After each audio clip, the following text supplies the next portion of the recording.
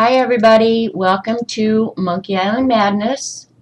This is a live Ustream show, and I'm chatting with an audience or a group of women in chat. So that's why I yak endlessly. My show is on Mondays at 1 o'clock Eastern. So if you get a chance, come over and meet the Fibs, which are friends in the box, because they're really a bunch of fun women. And we might dumb into something and you could learn something. You never know. So, hi, Lisa.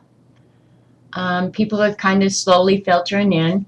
And today, the reason I'm doing this show at all is one of our Fibs, Tar Heel Teresa, wrote me an email and asked me about somebody who wants to get into calligraphy. And she was talking about using India ink in her Schaefer pens. And I'll show you some. I think I got them out. I don't know. We'll put this aside so we don't get junk on it.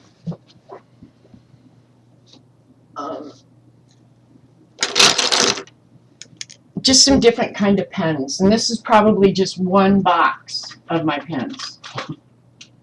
I probably have a bunch more. And we won't talk about that. But anyway, since that's where we're starting, let's just start with calligraphy pens that you can walk into Hobby Lobby or Michael's or any of those stores and get these type of pens that are very much like fountain pens. I'm going to get something to show you against white isn't the best option.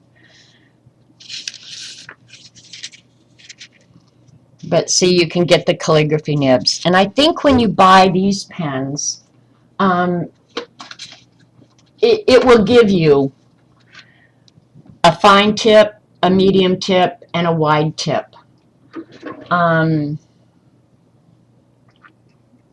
Oh, hi, Sue. Thanks a lot. Anyway, these just screw off and you replace them with whatever size nib you want.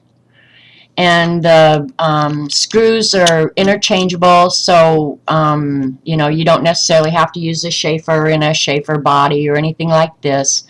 Many times, however, these cartridges are specific to the pen. So that's one thing you've kind of got to watch out for, is that you buy the correct cartridges for the nib that you have, because they do fit on. And I'll show you some that I got. I've got so much of everything, you guys. Somebody needs to shoot me. Okay, here's a bunch of the different nibs that go with the different pens. I haven't made a handy-dandy little carrier for those. I need to design something and come up with it, But let me see here. Okay, here's some different size cartridges. This cartridge, for example, is very different than this cartridge. So that's one thing you're going to have to pay attention to, is what cartridge goes with what pen. You can see I'm a hoarder. I have a lifetime supply of this stuff, and I haven't used it in 5 years. So yay me. There's something wrong with me. Don't be like me. But anyway, consider these a fountain pen, okay? You cannot use India ink in these pens. I suppose you could, but if you do, wash them immediately, okay? And let me tell you, where did I write that? I wrote it down so I wouldn't forget. And I want to talk about the swap too. India inks, and they commonly come, and I have a million of them. This, for example, is an India ink. Okay? These are not designed to be used in this pen. And the reason is because these are pigment-based inks, carbon pigment-based inks. And they also contain a binder. Not uncommonly, it will be shellac. And they're going to clog your fountain pens immediately. So, I mean, you might use it for a short time, but then get this bad boy washed, because if it hardens in there, you might as well just toss it and get a new one. And fortunately, they're cheap. If you wreck a pen, you can go out and get another one pretty inexpensively. But yeah, you can spend as much money as you want on these kind of pens, and I literally mean thousands of dollars on a fountain pen. So these Schaeffers are real cheap. I didn't look them up on Amazon or anything, but I've had mine for years and years and years, and they last literally forever, you guys. And I think for a beginner, this is a great way to start. One, because your ink is in this little cartridge. You don't have to mess with the ink. You can get it in a wide variety of colors. And I think for practice, this is probably the least expensive, easiest way to do it. So, yeah, if you're a beginner calligraphy and you just want to learn how to do the strokes and get yourself set up, these are awesome. But don't put your India inks in these, okay? Suzanne is asking, do you use the special cleaners, or do you use alcohol or soap or whatever? I actually have an ultrasonic cleaner for mine. And that's just, it sends little air bubbles up and cleans the pens. I use them on these, but I actually bought them for technical pens. But they work great on these too. But to clean these, I would just use a little bit of Dawn. I mean, just a little bit. A little bit of Dawn will clean a duck. That cracks me up. But yeah, I would just use a little bit of Dawn, put it in a drinking glass or a throwaway glass, whatever. Drop it in. Drop this in and just agitate a little bit. Maybe let it soak for a little while, and then run water through it. Blow on it. I blow on mine a lot. You know, put my mouth after it's clean on this end and blow through it. And you can tell when you let water run in here and it's running out here, you'll be able to see the ink. Yeah, I have an ultrasonic cleaner. But you have to remember, Eileen, I designed forms with Dee Dee, clutch your pearls, bad girl, with these bad boys for years. And talk about a pain in the neck. You need a special tool to open these. I still, to this day, love my technical pens. And when I want a nice crisp line, I'll ink this bad boy up and use it. And I probably have 3 or 4 sets of these. But yeah, when you were using this stuff, we didn't have computers that drew a straight line for you. I had to ink the rules. And Dee Dee had to ink the cross-stitch patterns. So this is what we used. That's why I have it. I wouldn't go out and buy one today. Another thing, but yeah, for beginners, start with one of these. They're perfect. They're great. And you can buy, yeah, if you go to Jet Pens, go to Amazon, walk into Hobby Lobby, Michael's, whatever, you'll find these. They're awesome. I have not a bad thing to say about them. They last forever.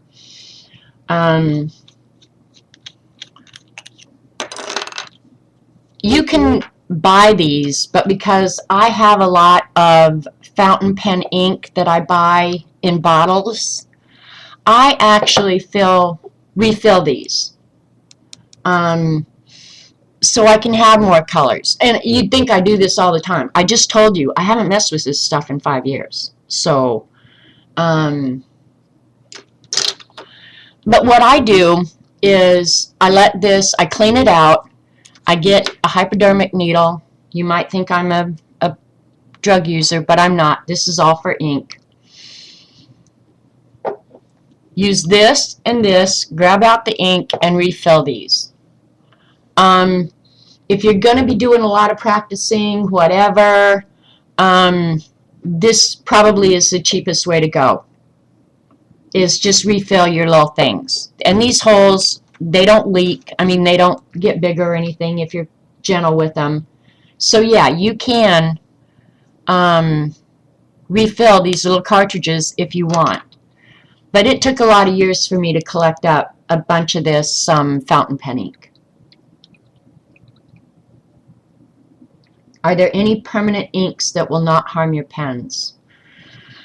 Yeah, there are.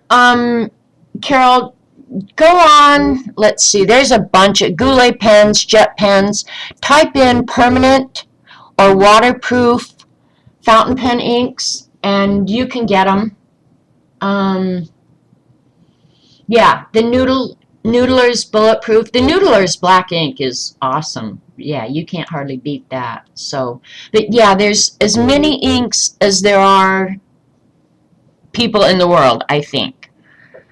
And as you gain experience, I think you'll find your favorites, your favorite colors, the ones that flow the best, don't clog your pens, whatever. And I don't think with inks, honestly, now Goulet pens or jet pens would maybe argue with me, but I'm not necessarily sure that price equates to quality.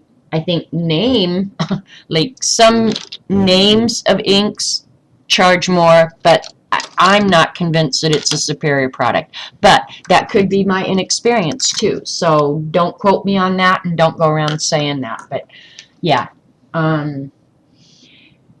years are so old, the cartridges are drying up. Well, go ahead and open them up and put some water in them, Sarah or Pat, because they will be water soluble, and you can clean them up and refill them if you want.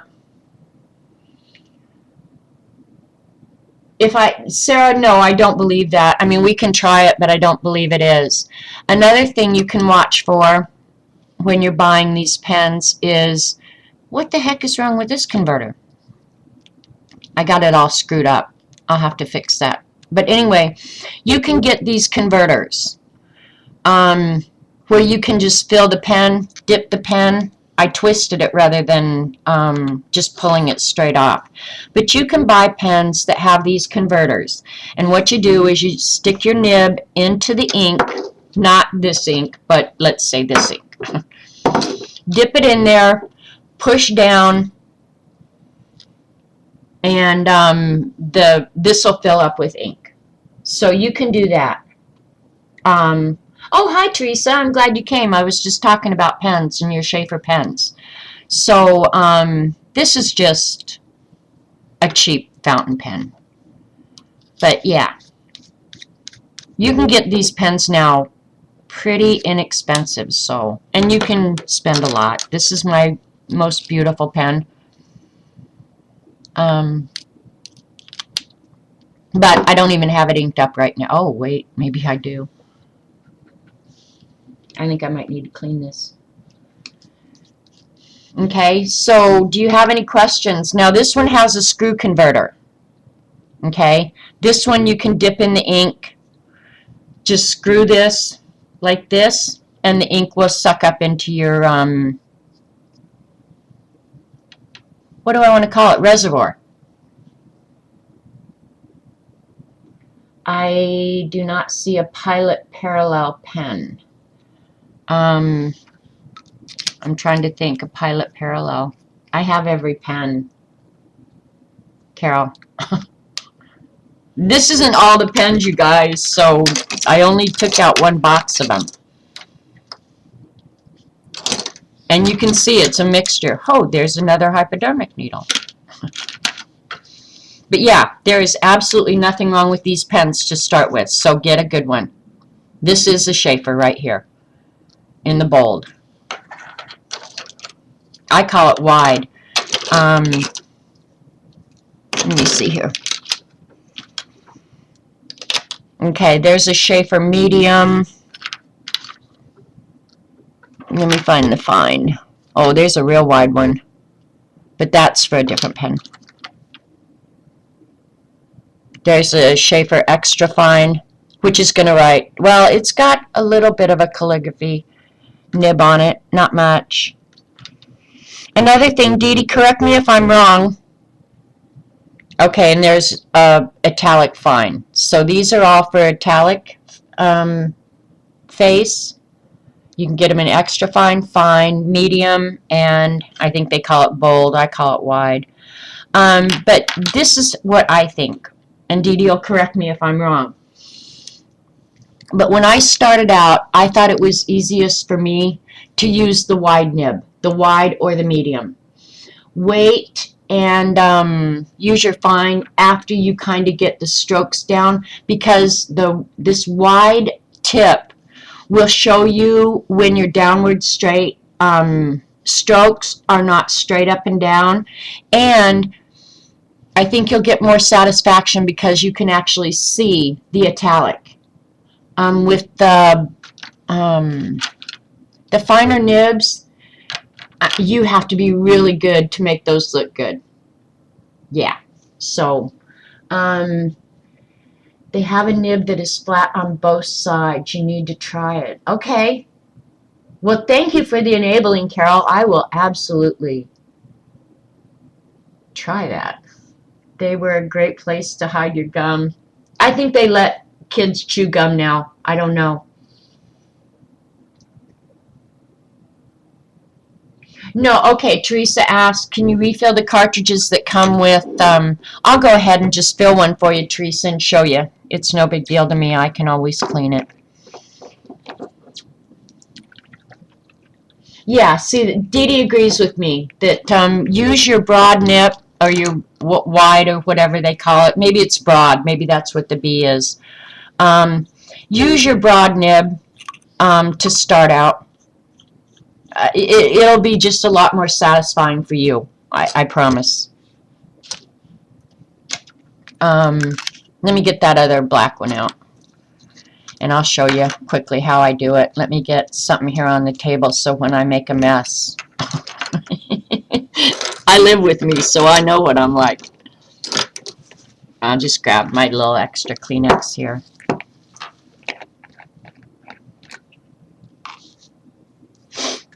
Yeah, after you empty these little cartridges, I just walked into Walmart and asked them for these syringes.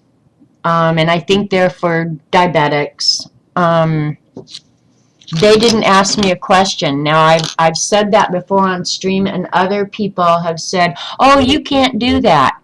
Well, or in Oklahoma, they don't care if you have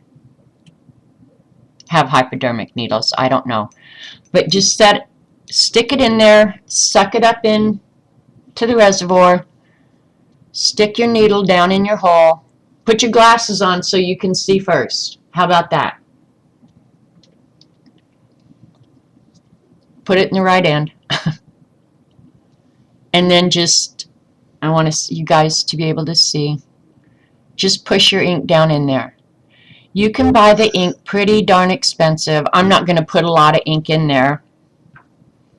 Put this back on your pen, and there you go. You've just refilled your cartridge. But the nice thing about buying the cartridges is you can get a lot of different colors cheaper than, see, I told you I'd make a mess.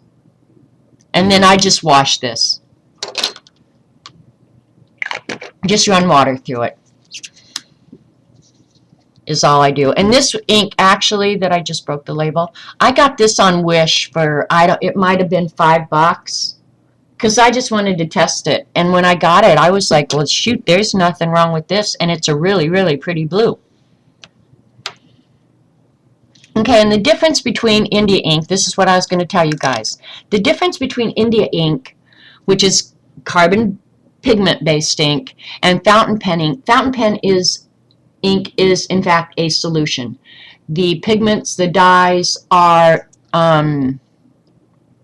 free of sediment, so you're not going to get anything in your pen trashing it out, making it skip or whatever. So, yeah, if you're going to get into this, you're going to have to go through a little bit of a learning curve and know which inks you're using, and why you're using them. And I know there is a permanent one out there, and I probably have them. I just, off the top of my head, I can't tell you. I'm just looking for a piece of paper. Here, I'll just. Are there any more questions about pens and inks? I mean, you can even get ink, believe it or not, you guys, but this is going to be for a dip pen, okay? You can get powdered ink that you just add water to as well. Now, these are the pigment itself, and these can get pretty darn pricey. So I always bought them a little bit at a time. I never bought a lot. But yeah. So, hang on, I'm looking through here. And these inks will last forever, you guys. I mean, it's not like they get moldy or go bad. Well, they might get moldy, heck, I don't know. I have a lot of stuff, you know. So, any more questions about pens? Oh, the other type of pen that, before I start anything, I'm going to talk to you about the other type of pen. You can buy these, okay? We talked about the cartridge pens, fountain pens. The other type of pen is a dip pen, and this is what you commonly see Dee Dee using. And these nibs just pull right out. And so you use the handle over and over and over again. This one's really old. I paid 59 cents for it, probably at Meininger's in Denver. And then your nibs go right in. And you can wash these and clean these really, really easy. So, and they come in, oh, an ungodly number of sizes. This is one of mine. And this little guy is not wanting to stay in. But again, you know, you're back to the same sort of deal where you're getting a fine nib up to a real wide nib. And they're numbered 1, 2, 3, 4, you know. Oddly enough, though, the lower the number, the wider the nib. And then for different pens, you might have to buy the different nibs. Because some of them, okay, that one's the same one. This one is a real small one. I'm not going to do this because that's like a razor blade. So, yeah, here's another one. Has a different kind of nib. This one's going to stick. And then these are the ones that you use your India ink with.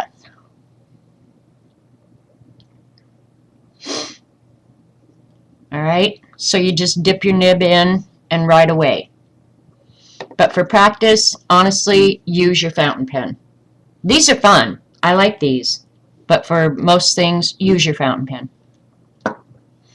And Dee Dee, I am going to send you one of these. It's not in the mail yet, so just, yeah, don't get all excited. I made these nib holders last week on stream.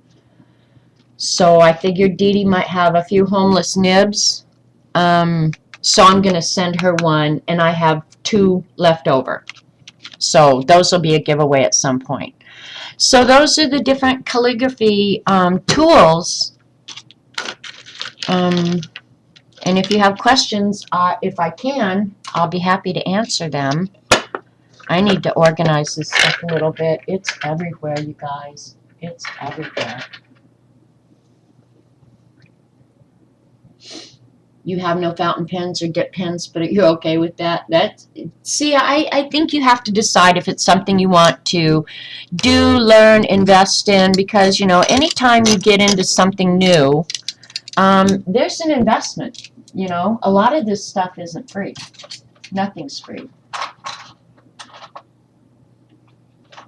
So, I'm looking. Okay, and you can also buy these little bottles of Schaefer ink, which you can either, this is okay to put in your fountain pen, or you can dip it, either way. So you can buy these little bottles of Schaefer ink too. And I have a bunch of those. I have it in every color, I'm sure. because I have everything in every color, okay? Then the only other thing, that's cool. Nowadays, back when I started learning calligraphy, these weren't available, but they are now, and you can find them at Hobby Lobby, Michael's, Amazon, oops, just bonked my head, are these felt tip calligraphy pens. And these zigs, I love these zigs. When I found these, I was pretty much in heaven. They come in buku colors, and you get a wide nib on one end and a more medium fine nib on the other. And they hold up really well. So,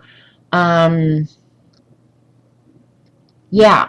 So this end is 2 millimeter, this is 5. So, yeah. I mean, to just practice. Now, one thing I would say, if you're doing a project, I wouldn't use these probably on a project, but for just writing, you know, if you want to do a pretty address on an envelope or sign a card or something like this, these are perfect. But to do a project, I probably wouldn't do it. If I was doing a project for somebody as a gift or something like that, I would use good ink in a dip pen, like Dee Dee does. But I think, too, it's just what you get used to. And then these elegant writers, I don't think these nibs hold up as well, but you can get them in a wide range of nibs and colors. And then these are old, these old Sanford ones. These still write, though. Sanford makes a good product. So, yeah, so you can also get them like this nowadays. And because I'm lazy, if I want to do an envelope or sign a card or something like this, I just grab one of these. I don't grab my pens. I really don't. So there's all your options for calligraphy pens, and there may be some out there that I haven't shown and don't know anything about. So after you get your pen, and your ink, which I've shown you most of that now, I can put this stuff over here out of my way, because I got out, geez, I'm going to reorganize this while I've got it out anyway, so it's all good.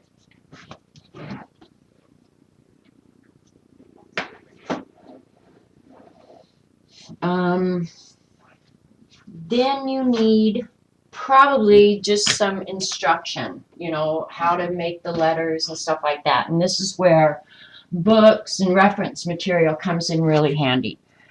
And I just pulled a few of mine. Oh, I want to leave that black one out because I inked it up, and I'm going to do some writing here in a little while. These are all clean. That's why I'm going to put them away.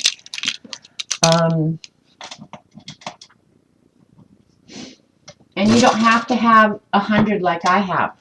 I've already explained to you that I have a problem, and I know it.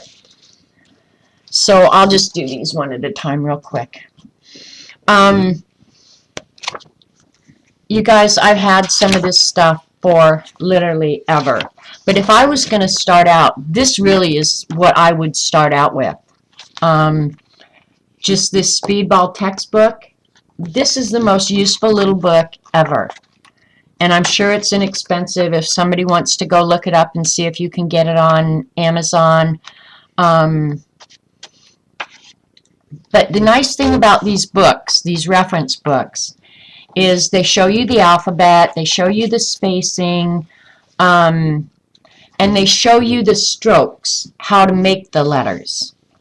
And I'm pretty lazy. I don't always make my strokes completely accurate, but if you're ever going to get good, pay attention to that. They also give you, for example, on the foundational typeface or font or whatever you want to call it, that you hold your pen at a 30-degree angle from the horizontal. And that makes a difference in how the letters are going to look. I think the regular or the basic italic is 45 degrees. And I'll show you in a minute how you can test to see that you've got your pen at 45 degrees. But they give you ideas of how to sit so you don't get tired. And you get a bunch, and it goes over different nibs, and you just learn a lot in this basic little book. So I would say, I don't know when this came out. They might be on the 28th edition by now, for all I know. Okay? This is the Speedball textbook. And Speedball sells calligraphy products. So, and plus you get all these different fonts. You get Roman, copperplate, poster script, italic, Unicol, black letter, and sans serif. So, and then explanations for how to make each one of them. So, for a beginner, I would say don't go out and buy everything because you'll just confuse the issue. For real. I just believe that. Start with, in my opinion, this formal, italic, lowercase alphabet is probably one of the best and the most useful fonts that you can use. It's old like us. I know. I called Dee Dee an old wench today because she is, because I am. But yeah, if you learn the capitals and the lowercase in just your basic italic font, get good at that. You know, get your downward strokes right. How, you know, the order of the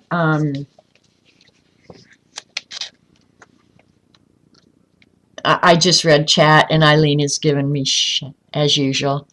But yeah, that's my free advice for somebody starting out. Is just, you know, start with something really, really basic. Don't jump in too fast to all the fancy projects and all like that. You know, get your basic strokes down. And one of the things I found really, really, really useful, and I think they do it in here, is like this. Do these practice exercises, and I'm sorry for the glare, guys. But trying to make your downward stroke horizontal and evenly spaced. That's going to help you so much. Draw your vertical strokes straight and the same length. That is the best exercise ever. And then combine them. And then circles. And I'm going to do some of this here in a little while because I don't have nothing else to do. And it'll make me remember what a dope I am for not keeping up some level of practice. Because I do enjoy this. I don't know why I don't do it, because I got too much other stuff I want to do. Okay, what Eileen says is, does it show you how to download fonts and use them? She's a digi artist, so that's all she needs to do. But see, Eileen, you're old too, so I don't even want to hear no crap from you. Because there was a time that you couldn't download the fonts either, that you had to do it by hand. The one I have is $45. OMG.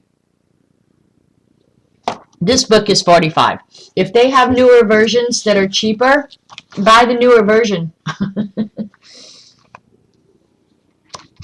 For real. But to start, this is what you need. A pen, and get the 3 different nib sizes. Get yourself a bottle of ink and this book and some notebook paper and go to town. And that's where you're going to learn calligraphy.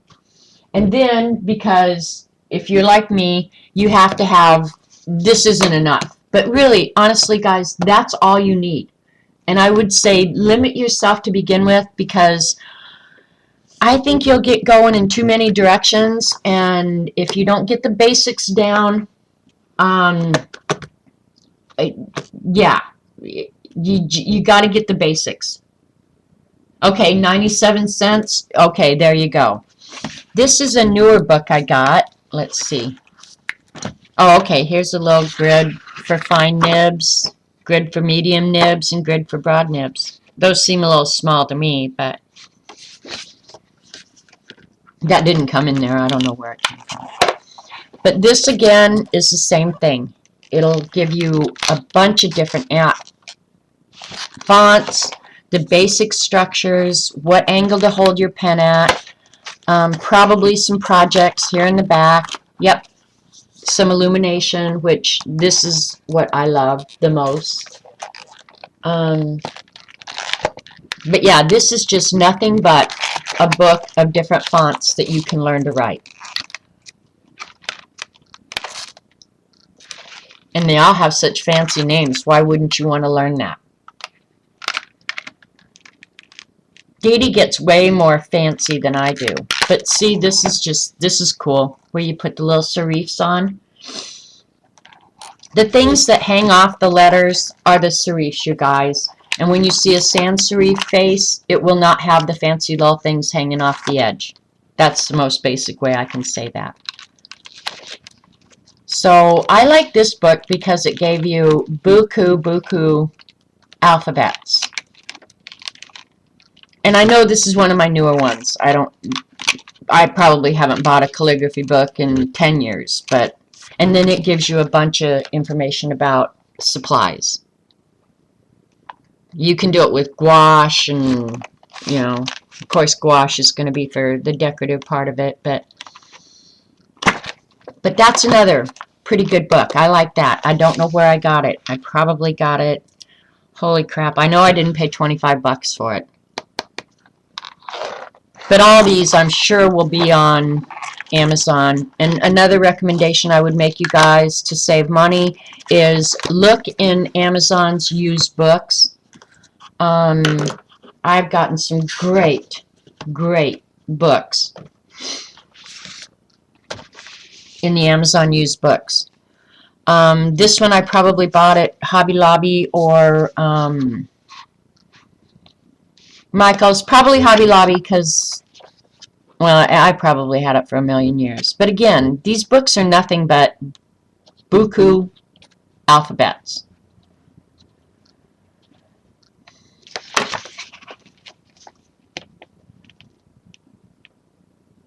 Okay, another thing you need to learn is the spacing. And most of these will give you the spacing you need for the capital letter and then the lowercase. How many nib widths you want to leave when you're figuring out your spacing.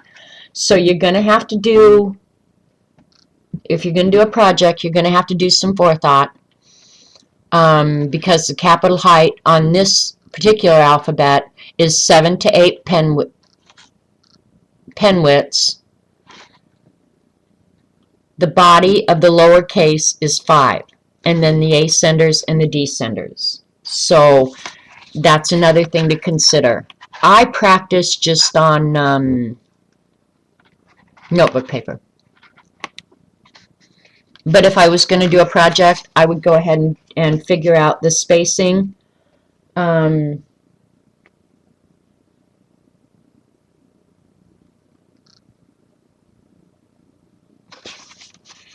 The book is squeaky, this Calligrapher's Bible. Sans serif. An idiot is attempting to reach you on your cellular device. Unknown people do not get answered, I promise you. Sometimes known people don't get answered too. So, and then they give you little projects in the back.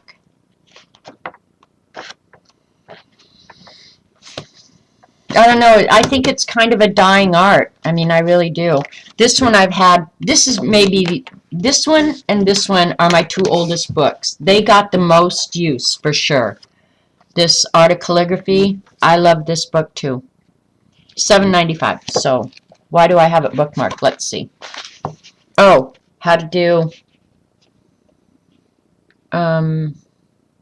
little brush marks. Now that is brush marks. That's, yeah. High mountains are in the great forest. Its nest is built in hollow trees. So yeah, with your, you could do that with your calligraphy pen. Or your dip pen, whatever. But again, this is just talking to you about layout. These are some other things that I enjoy doing. And I'll probably maybe do some of these, is other ways to use your calligraphy pens. Make decorative borders, fill in the background of a letter, whatever.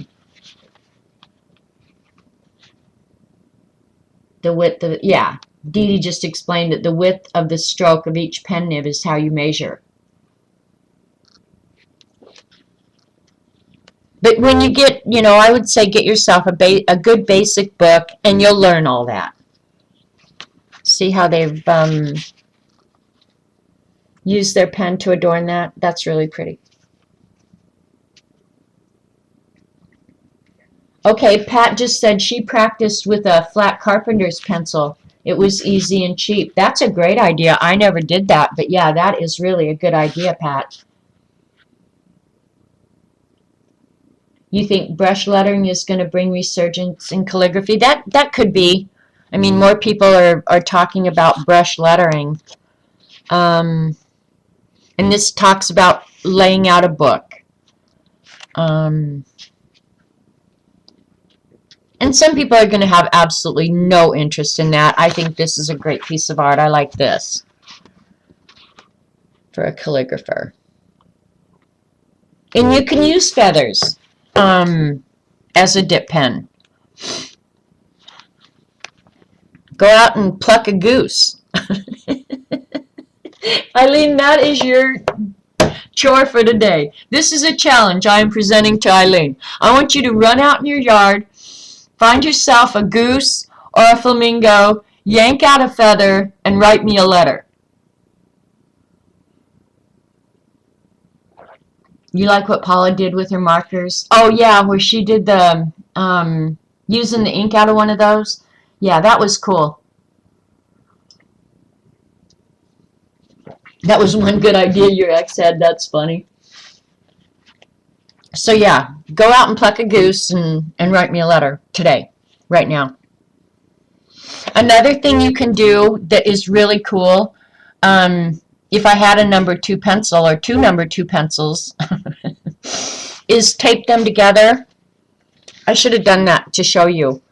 I might get them down and show you. But tape 2 pencils together and do the strokes like that. Somewhere in one of these books it'll show that. Taping the pencils together. And then this one again just has some of the alphabets and the order of the strokes.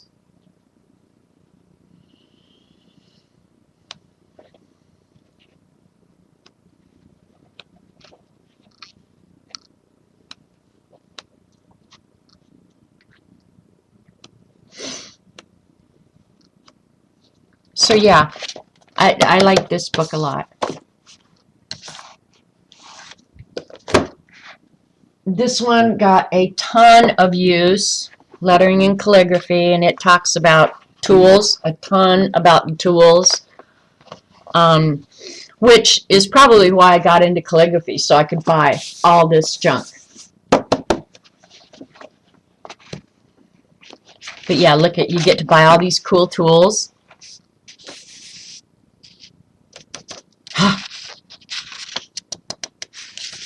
You know, and I used to have one of those. I wonder where it is.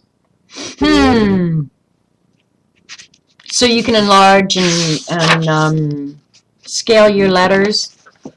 That makes me really curious. I wonder where that went. And here's alphabet styles. But this is a great book, Lettering and Calligraphy. How letters are built.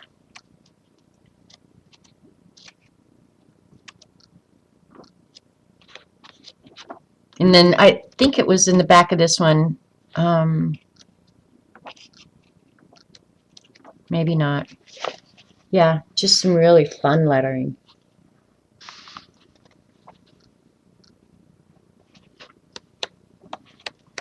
I'm not sure why this intrigues me so much. Maybe I was, like a scribe in my former life or something. Of course, robbing banks intrigues me too. Maybe I was a bank robber. I don't know.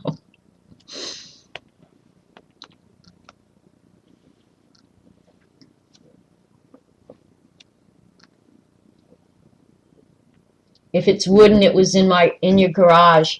I actually had two of them. You know what? I bet I had one boy, son, who was an architect. I bet he ended up with that.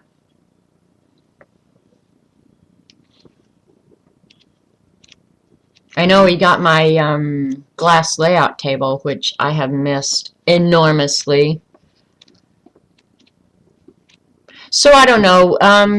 I would say just go out and, depending on your budget, get one or two books that are going to show you the basics. And really, if you're starting out, start with the basics before you start venturing out into some of the other really, really fancy stuff. You know what I mean, Jelly Bean? And I don't know if this was a gift or if I bought it. Well, I'll show it in a minute. Complete book of calligraphy. I probably bought this one, in all honesty, because it had a nice bright cover. I probably didn't even look at it. I just saw that nice bright cover with all the colors and all the equipment. Went, oh man, I gotta have that, because that's generally how I buy books. Yeah, I better hold up notes. Were awesome. Hand over the money today, right now.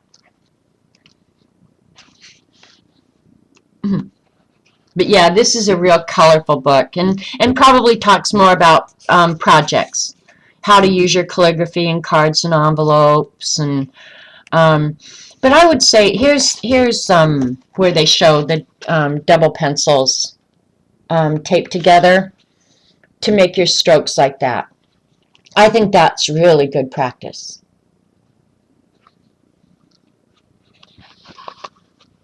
But look at, I even like the artwork there. I mean, that makes me happy right there. Makes me feel all warm and cozy. Yep, this one gives you useful information and books to read. Another advantage you guys have today that we didn't have is, I'll bet the resources available on the internet for alphabets, for instruction, and stuff like that are vast. You can watch YouTube videos, look up alphabets, everything. So, but when I was doing this, there wasn't no internet, okay? I'm just saying. There wasn't home computers. Just saying. I'm sure some of you probably can't remember a time when everybody didn't have computers in their homes. I remember. Okay, this is really crazy, but I remember when we didn't even have a TV or a phone. They were like luxuries. Everybody didn't have them. Or maybe we just didn't. I don't know. But okay, Orla says, I need 2 names of books to buy. If I was going to buy just 2 books, this would absolutely be one of them, because it's so basic and it keeps you basic. So this one, I wouldn't pay 45 bucks for it. I mean, I would pay a few bucks for it. But this is definitely one I would buy. And then I maybe, hang on, I'm not done yet. I would maybe buy one that has some projects in it as well. And I think that the next book I'm going to show is big on projects. But nowadays, you know, you do this strictly for your own enjoyment, you guys. You're not going to make any money doing calligraphy nowadays. If you're lucky, you might get to address some wedding envelopes, or like Dee Dee does occasionally, a certificate here or there. But honestly, if you're going to do this, this is strictly for your own enjoyment. I don't think in this day and age there's absolutely anything saleable about learning the art of calligraphy. This is for your own enjoyment. I love this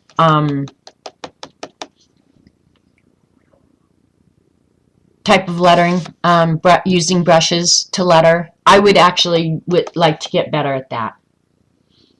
So Dee Dee may be able to recommend some books as well. So don't think that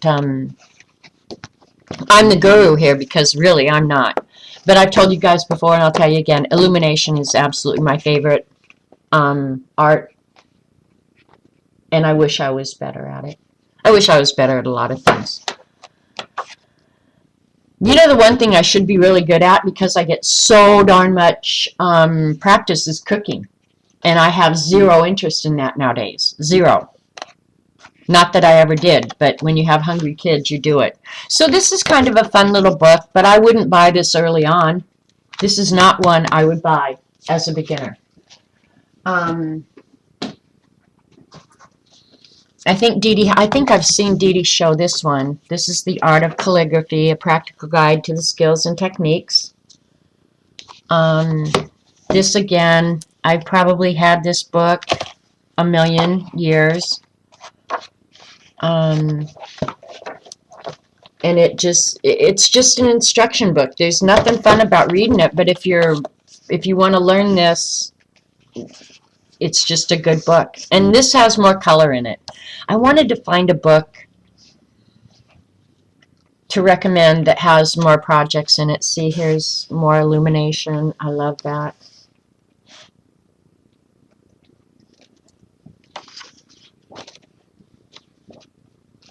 Yeah, look at this. Oh, it's so beautiful. Okay, now I know why I bought this book, because of these pages that have the illumination on it. That's why I did it. But it also gives you some instruction. And as you get better, doing lettering like this that has more decoration on it is really, really fun. But I would not do that early on. I have the Joanne Sharp book too, Dee Dee. I don't, maybe I do. I do have it right here. I'll show it. But yeah, this type of illumination, I mean, a scribe might spend a year or more creating that beautiful piece of art. And I don't think we appreciate that. And everything about it is absolutely perfect. I can overlook my little boo-boos here and there.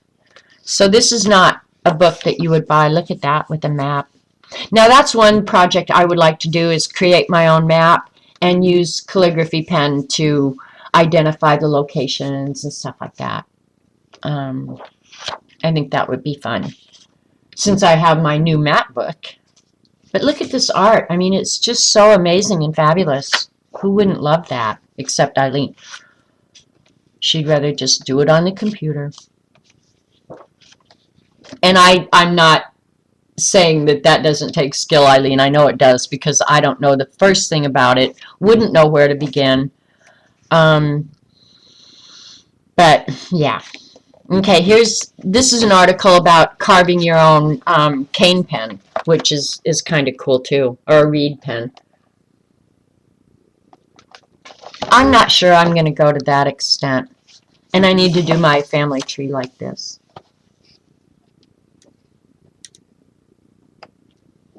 We should, Dee Dee. That would be way fun. Look at this. Look at that. That's the most amazing piece of art ever. And it's obviously been shrunk down for the book, but I mean, that to me is just amazing. So yeah, this is not a beginner book unless you just want eye candy. But I know now why I bought this book, because of the art inside. And then I don't know if I bought this or if it was a gift. I really don't. I don't ever remember ordering Reader's Digest, but they might have sold it at Barnes & Noble. But this is a real basic. It's got a project book.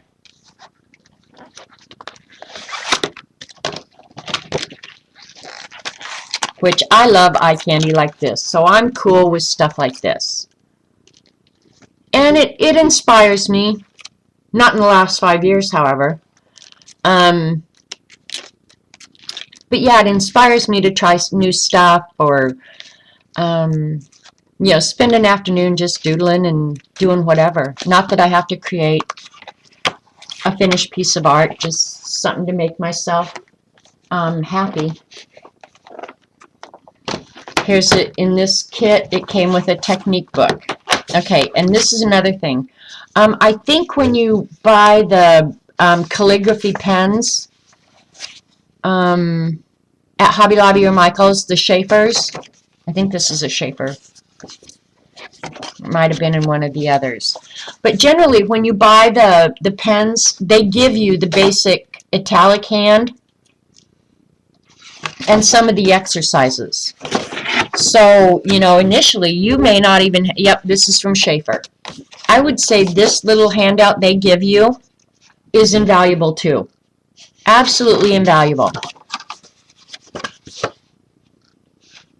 Because practicing stuff like this will warm up your hand. And so, yeah, if you got this, illuminated books are your favorite. Oh, I should show you the big illumination book I have, Dee Dee. It's the most gorgeous thing ever. I leave it on my coffee table. So everybody who comes in the house has to look at it. Yeah, this is the technique book. And again, shows you the stroke order and how to hold your pen. Copper plate, Gothic black letter. And that's another really fun alphabet. An idiot is attempting to reach you on your cellular device. All right, let me talk to him for just a second. An idiot is a... Hey, I'm streaming. Can I call you back when I'm done? All right, bye.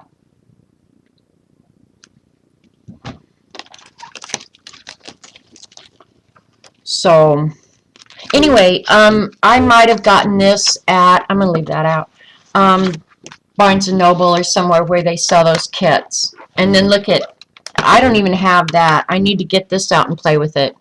But it gives you a basic set of tools. And I don't know if you can order this on Amazon either, but I would say, yeah, this is a pretty good little set.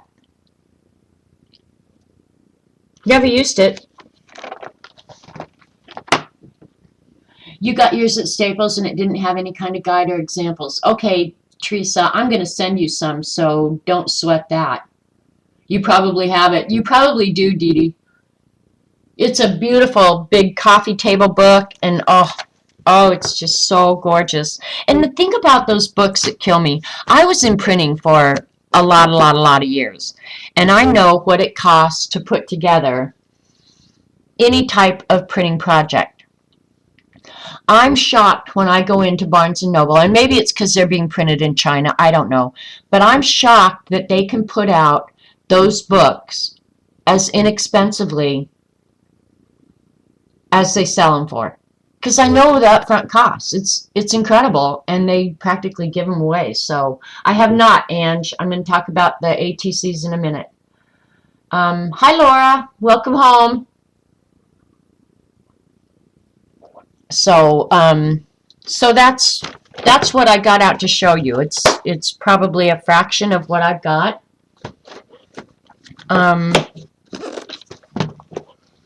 But I would say, I don't know what they charge for this, but if I was just beginning, I'd say this is a really cool thing. It really is. But you don't have to do that. Honest to God, I showed you what you needed. You need this, this, this, and some paper. That's it. So, Orla asked for 2 books. If I was going to get 2 books, I would definitely get the Speedball. That's what I would start with. Right there.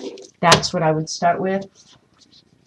And then secondly, you know, for as inexpensive as they are, this isn't a bad book either, because it gives you ideas for projects and how to use them. Gives you good alphabets.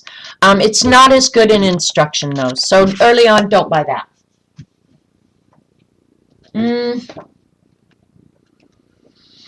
This one may be a good one, because it shows you what to do with your calligraphy after you learn it.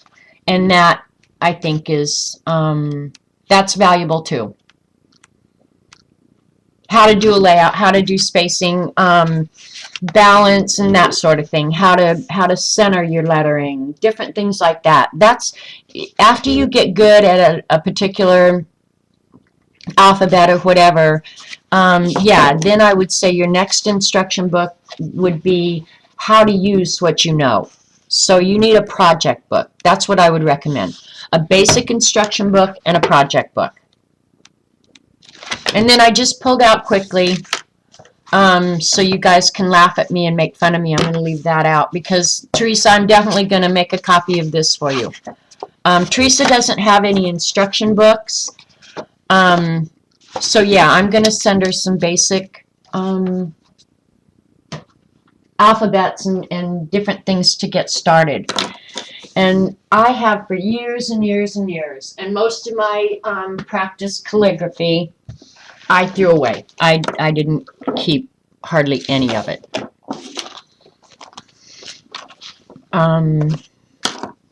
But as I collected different things, this would be what Dee Dee would call my,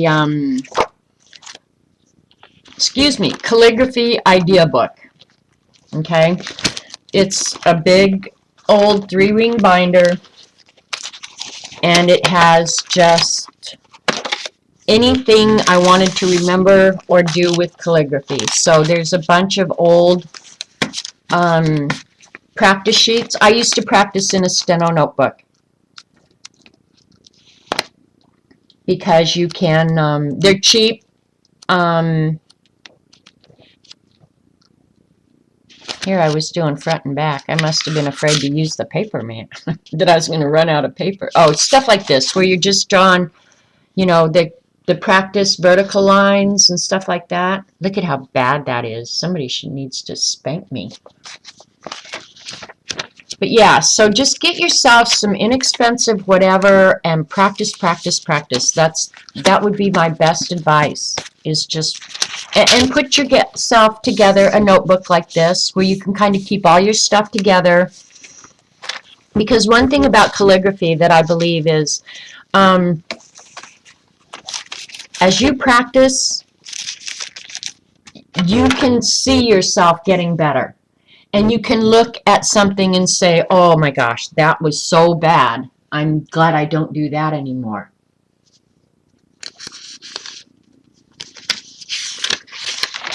So this is just some of my own calligraphy. And you can see, I mean, I can look down and just say, oh my gosh, what made you think those vertical lines were straight, girl? But a novice might look at this and say, dang, that's good. But see, I can look at it and say, oh, you needed more practice. But that's what this whole book was about, was nothing but practice. I'm going to take this paper out because I'm going to mess around with it here in a minute. And look at it, it's so old. Maybe you can't see it in the camera, but this paper has been in here so long that it's yellowed. That's bad. Here's my paper hoarding. Okay, this is really nice vellum paper that I have in here. That's a good place to keep it. Okay, and here, this is just my own writing. And then back here, then I've got copies that I probably did this sitting on the couch or whatever. I wouldn't recommend that because I think in calligraphy, posture makes a difference. It really does. Okay, here's the here's some stuff I did with the pencils taped together. And that's the Roman lowercase with basic strokes. Which is kind of fun because then you can see how you put the edge of your pen inside that H and how to make it. It's really good to do that. You learn a lot, you really do.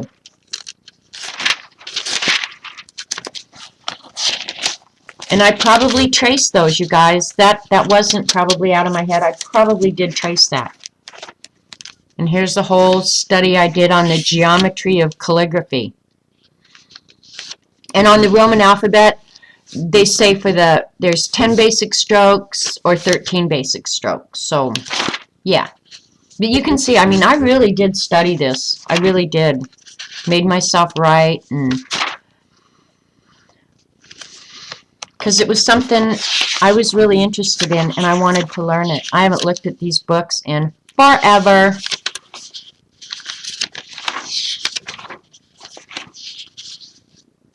What did that say? Okay, and the this saying has every letter of the alphabet in it. So it's the quick brown fox jumps over the lazy dog. I had to learn that in typing because you had to use every letter, like boom, boom, boom. Well, same with calligraphy. If you write that over and over and over, you use every letter in the alphabet.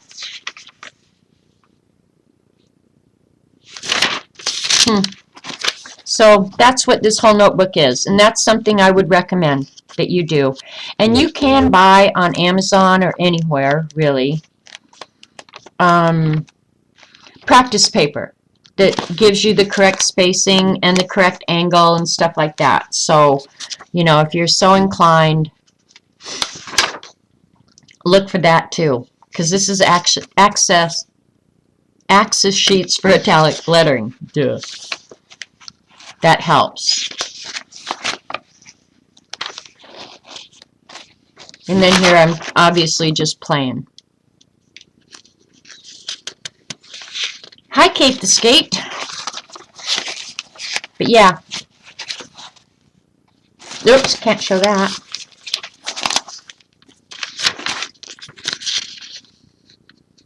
So yeah, there's some good practice stuff in here and more. Okay, here's another. Okay, these are the books. Like this came with my Parker pen. So if you buy a set like that, you will get a pretty good book. This may be one I send you as well, Teresa. Oh, this tells you about pen care and stuff like that. I won't send that.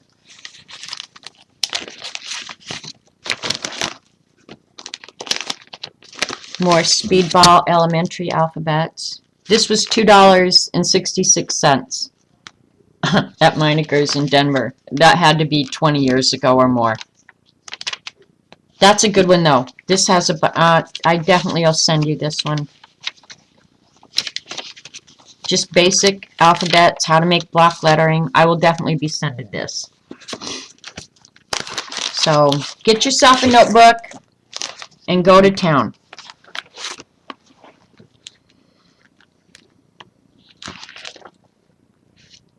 And it's fun to do these projects, you guys, and I'm not in camera, and I'm sorry. And I'll show you a couple that I've done that aren't good. They aren't good at all, but they were probably prototypes going in. And here's a 2004 calendar of calligraphy. But as you start doing it, you'll see how it's been used over and over and over. Here's a project that my pen pal did for me. Now she's good. She's very good. And she did the drawing in the background with watercolor. But she's taken a lot of classes. Her name is Lynn. Happy birthday a day late, Lynn. And we would trade stuff back and forth a lot. We haven't lately. Come on, go back in there.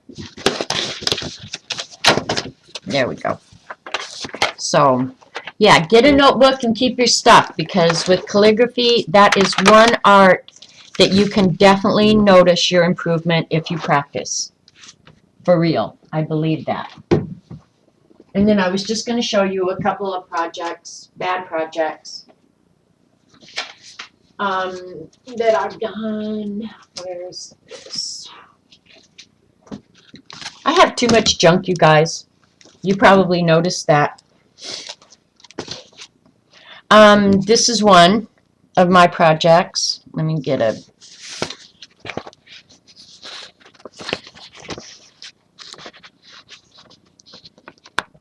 And I like this a lot. And it says, I am a precious, wondrous, special, unique, divine, rare, valuable, whole, sacred, total, complete, entitled, worthy, and deserving person.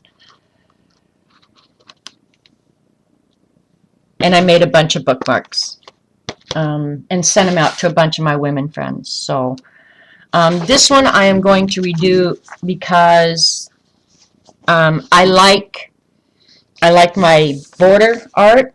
I like my border art a lot, but the writing got real goofed up. But I like, if not for the last minute, nothing would get done. And I've been meaning to redo this one forever. You can see I spend a fair amount of time doing lettering. I got these out so I can put them with my other lettering stuff is all. 3/12/1958. Oh, that's my, look at, that was yesterday. That's Lynn's birthday. I must have made you something, Lynn, because that's your birthday right there. But yeah, this will go in my lettering book. And then there was something else. That's all about you. Yes, it is, Eileen. It's about all of us. And then these are just, this I haven't inked yet, but I do the illumination myself, and I need to finish it. And it says, yesterday is history, tomorrow is a mystery, today is a gift, that is why it is called the present. So I will practice my calligraphy before I finish that. Here's another one that is really bad. This was probably a prototype. Sorry for the glare. To know someone here or there with whom you can feel there is understanding in spite of distance or thoughts unexpressed. That can make this life a garden. I know I made that for Lynn. And this is another thing I did that I really like. That was a, oh, what do you call it? A mat for one of my granddaughter's pictures. More lettering. That I want to redo too. So yeah, I mean, if you look through a lot of my art, you'll see calligraphy here or there that I use.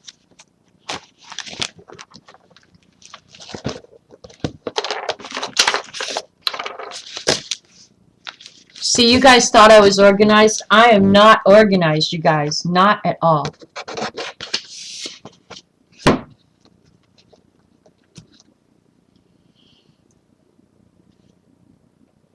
Okay, Suzanne was saying that the Reader's Digest one might be good for Orla because it has the nibs and everything. You know what? I would not really say that. I would say Orla. I know you're in Canada. Honestly, to get started, I can't emphasize this enough. Go get a real basic, you know, something like this. This is what I'm going to send to Tar Heel Teresa. Just real basic things. Get yourself a pen that has the 3 nibs and some ink, basic books and some notebook paper, and go to town. A pencil and a ruler. I can't emphasize enough. I think don't get too much fancy stuff when you start, because you'll be so distracted with what you want to end up being like that you'll forget to do the basics. And that's the one thing I firmly believe about lettering. If you don't get the basics, you can't ever do a fabulous project. You can't. And if Dee Dee disagrees with me, I'll be shocked. You can disagree with me, Dee Dee, but really, I just believe get yourself just some very basic tools, start basic, and do your time. Yeah, you have to do your time when it comes to calligraphy. Practice, practice, practice.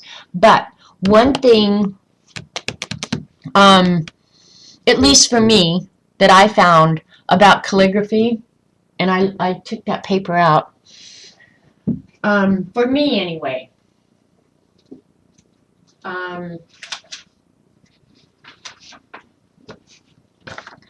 doing the basic exercises was so relaxing. I could just turn on music. I tried not to watch TV when I was doing calligraphy a lot of times, because I think as you concentrate, let me see if this pen's decided it's willing to write now, because this is the one I filled with ink. I found it one of the most relaxing things I could ever do. I mean, I guess I like repetitive behavior, because that's why I like coloring and that sort of thing. I found practicing calligraphy was one of the most relaxing things I could spend an evening doing, and I don't know why my pen isn't. I gotta wait for this ink to... There you go. Dee Dee just said, look on Pinterest for calligraphy basics and fonts. Trust me, and I agree, Dee Dee, that with the internet, you guys have it so easy now. You know, where I'd have to go to the bookstore, go to the art store, which was not hard to do. I don't know why my pen's not wanting to puke out the ink. I'm going to encourage it a little bit. There, we got some ink flowing, I think.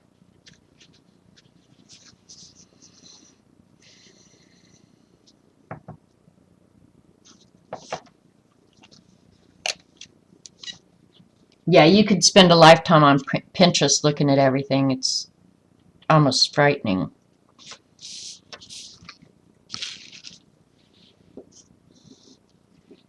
Come on, you piece of crap pen. I probably should have inked this up before.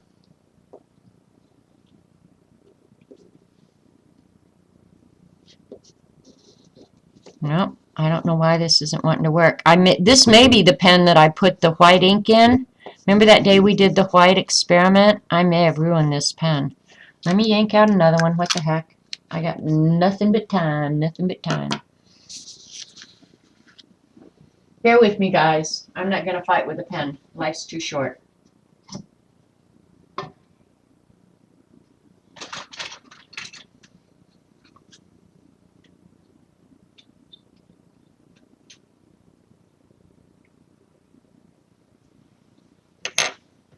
I probably should have marked which pen I used that day. Every day is a good day, Allie. Every day. Is this the one I had the white in? I think it is. Yep, this is the one I had white in.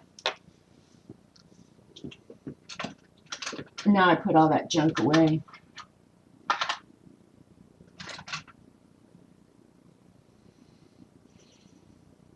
That's acetone, blue, red, gold, burgundy.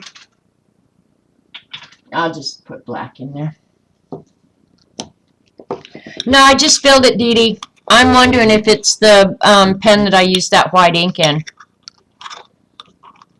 I knew better than that, but I decided I'm going to try it regardless, because if you look at the article or the product description on Amazon, it says safe for fountain pens. But I know opaque white ink cannot be safe for fountain pens. I know it cannot. But I stuck the nib in the cleaner. Immediately I was done that day, because I knew better. And if it's ruined, it's ruined. It's no big deal. Get on down the road. Can't cry over spilled milk. Now I lost my hypodermic needle. Not that I only have one. I have multiples. I just got to remember what I did with it. Oh, I know what I did with it. I set it over here to wash. Duh.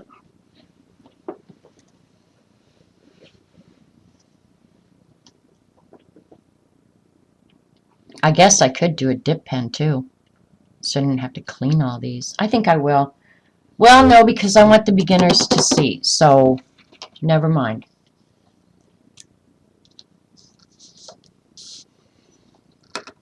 Put down something so when you drop ink all over the place, you don't make a mess, because I make a mess.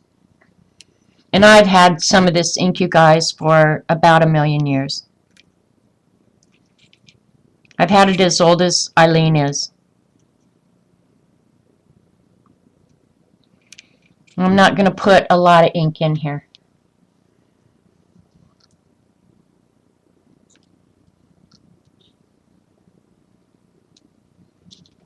Because you'll be surprised how long that little amount of ink will last. It'll last quite a while. Long enough for what I'm going to do today.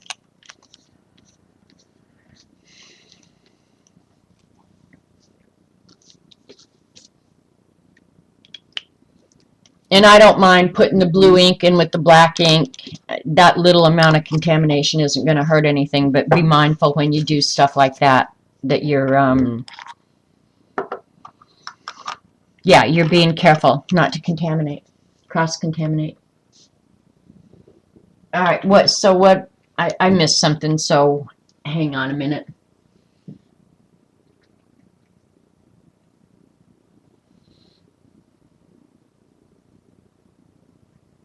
There is a complete set of calligraphy that has the complete, just like the Reader's Digest, but in Speedball. Well, Orla, I think only you can make that decision. I can't make that for you. If it's something that you think you want and it would work for you, I would say only you can make that decision. I'm just trying to get you started on the real cheap, where you're not having to spend a lot of money, because don't underestimate, really, you guys. I know you want to learn everything and do everything, but I will caution you, do not underestimate the amount of time it takes to learn this. This one isn't wanting to work either. What the heck? Are they just too old? Anyway, all right, I guess I'm going to get out a dip pen. I'll let this one stand vertical for a minute and see. Any of the inks, whether it's India ink or fountain pen ink, you can use a dip pen with. So I will grab out a dip pen. And we can at least play with that. And we'll use a wide nib because we can. And I like this cork handle one. It makes my hand less tired. It has the textbook that I was showing. Okay. Well, that's up to you, Orla.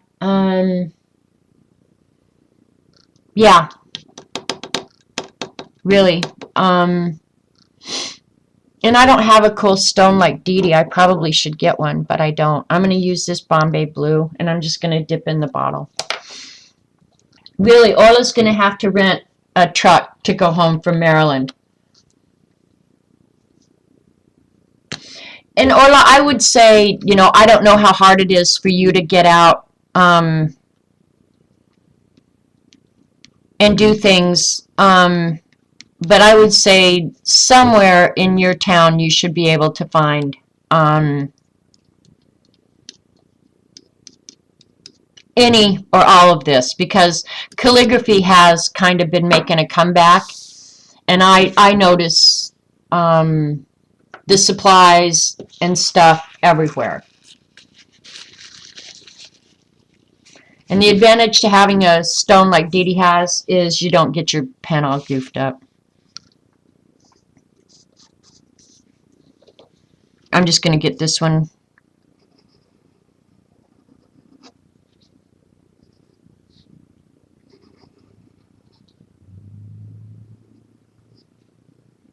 It's flowing pretty good, and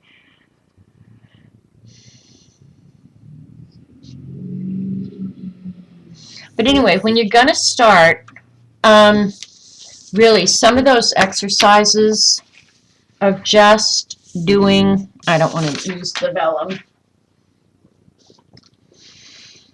just keeping your pen at a 45-degree angle, okay? And the way you can test that is, one, visually, everybody knows what a 45-degree angle is, but to make sure you've got your pen at a 45-degree angle, if you draw a line, if your pen is cooperating,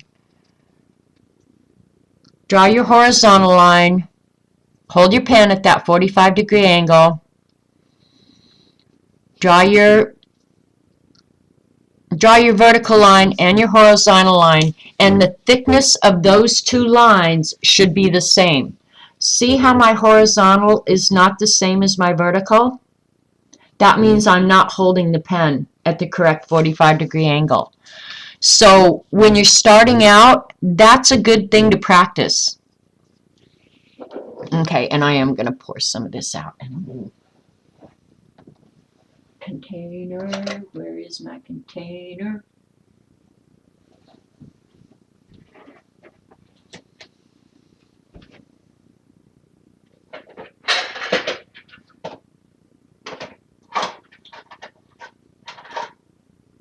This will work.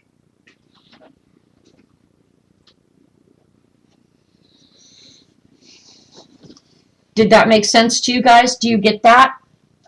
That your line widths have to be the same?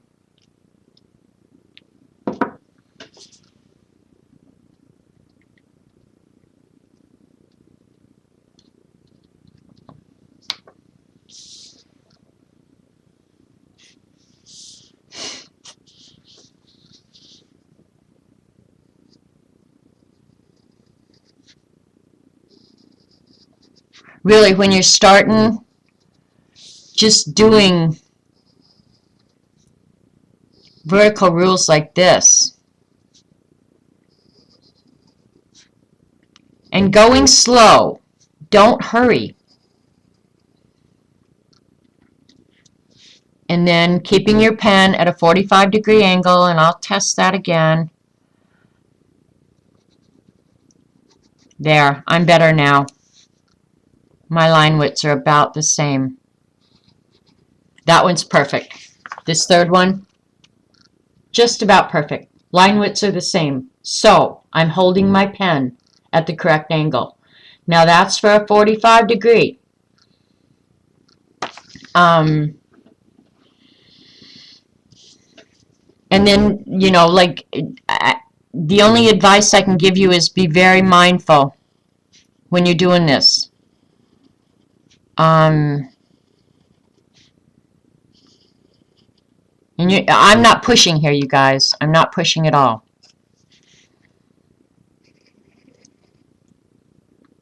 But just keeping your vertical rules vertical.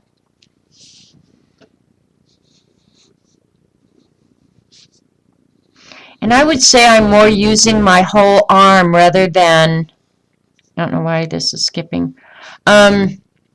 I'm using my whole arm rather than my wrist. Okay? But as you feel more comfortable and get better, you can move on to a circle. And then alternate circle, line. This is before you ever start making a letter. I mean, I would practice my name or whatever endlessly, but truth of the matter, these kind of exercises where you go from the narrow part of a letter to the bold, back to the narrow, these are really valuable exercises to do. And I think doing the exercises takes the pressure off of having to create something. You know what I mean? Like, this is just a bunch of lines, and I'm not actually creating anything. So I don't have anything to judge it against. I can't say, oh, that's horrible, because I'm not really doing anything.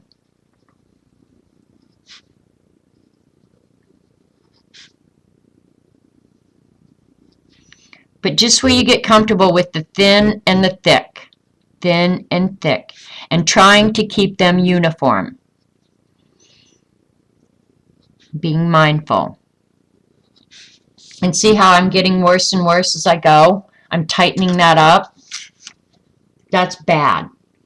But since I haven't done this in 5 years, it's, you know, it is what it is. But I think another thing, it's a little bit like riding a bike.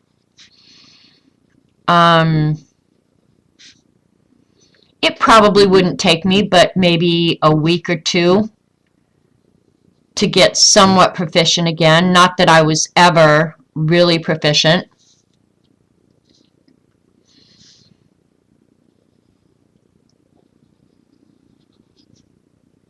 Another good exercise is for spacing is that one I just showed you. But also this one where you have an O and do a cross, and then you have to figure out where to start your next O.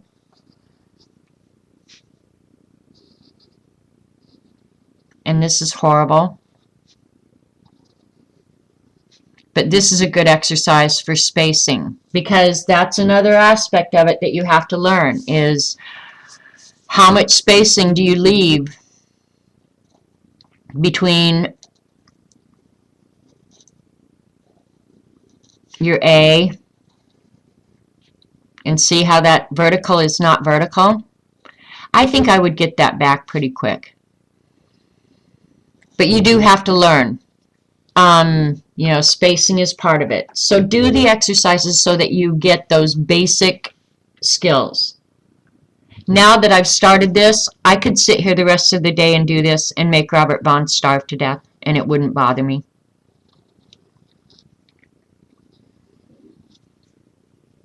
So I wasn't going to do a whole lot of this because this has got to be boring as hell. But yeah. But this is what I would recommend you start doing a lot of. And I would keep them, say, for a few weeks until you do another practice session or whatever, so you can look back and say, you know, on 3... what's today?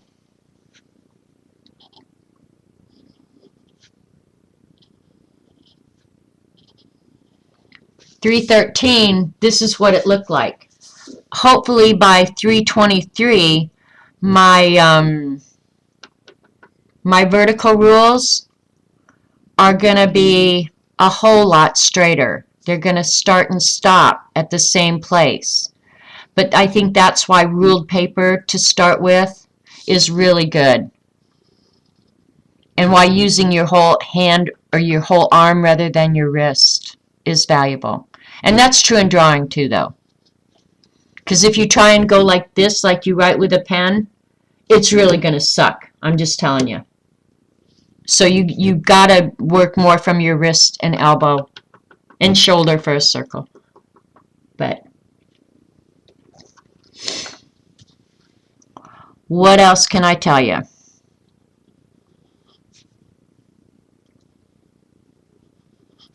See, that was bad.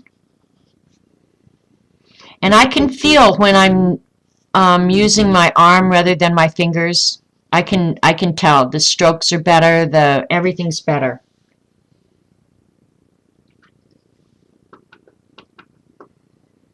And I would say don't go into it with high expectations of yourself. Just because you can write the alphabet today, doesn't mean that you're going to be good at this. I mean, honestly, you'd have to do the time. You have to do the time. And pay attention to the books. Like, do a whole page of A's.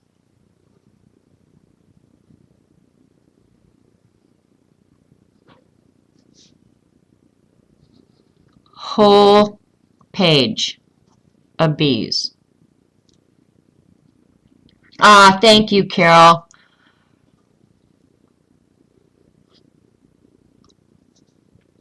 But Dee Dee's sitting there watching going, I saw you try and make that circle all in one movement, and you don't make a circle in all one movement. You have to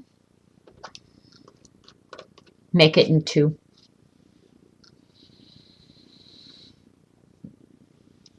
Yeah.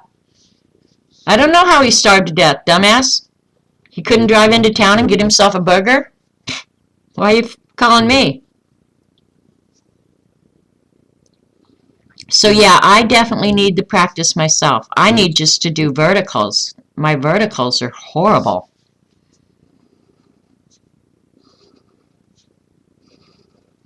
But this too, I got the dip pen out, but in all honesty, you guys, I'll pick up this pen, see if it still writes. For stuff like this, well, if I was beginning, I would say get one tool and use it until you feel really, really comfortable with it. Don't go out and buy a bunch. But for doing verticals,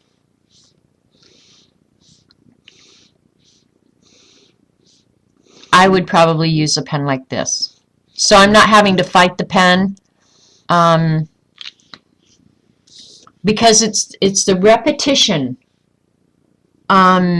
of the motion that your brain is learning.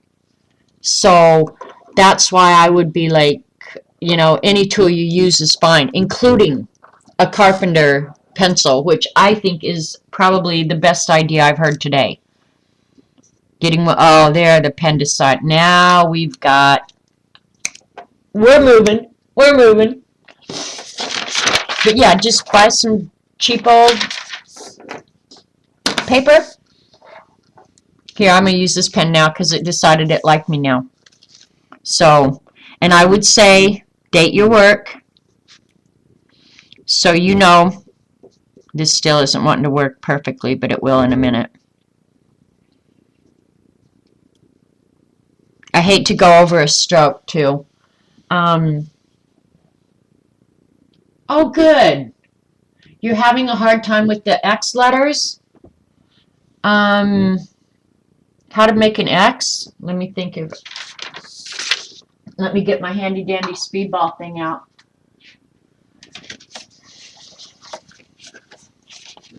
Okay. Capital X and small x are made the exact same way. These have serifs on them, so let me just show you real quick. The way this shows you how to make it. Put your pen down. Go up a little bit to make your serif. And make sure your pen is at a 45-degree angle. Come down, up. That's the stroke I just made.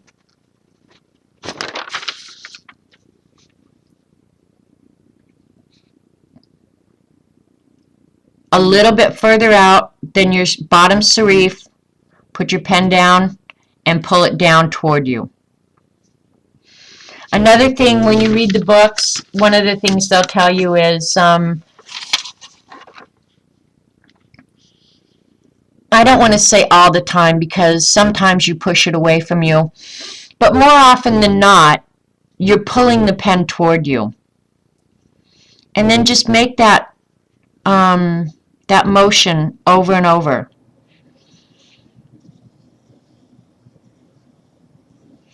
And I don't know if you guys remember, I'm going to put this down for a minute and show you some of the exercises. When I was learning cursive about 150 years ago,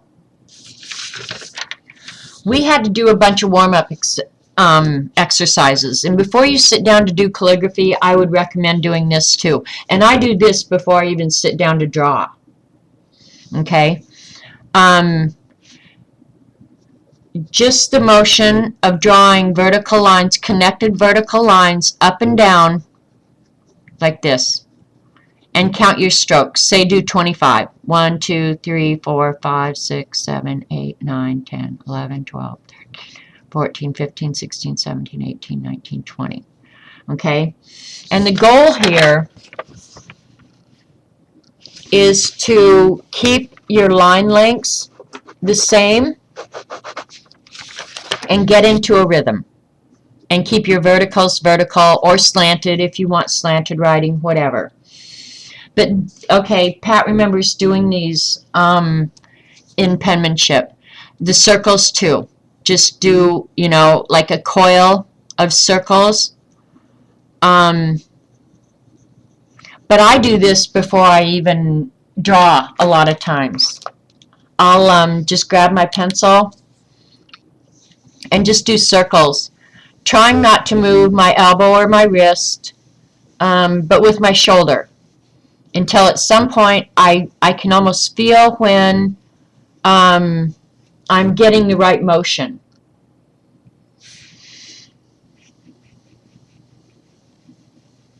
And if you do these long enough, there will come a time, and do it with whatever instrument you're most comfortable with, where your lines will get really accurate. So, yeah, like start doing stuff like that with anything, a pencil, a regular pen, a crayon. It doesn't matter. Before you jump right in with your pen.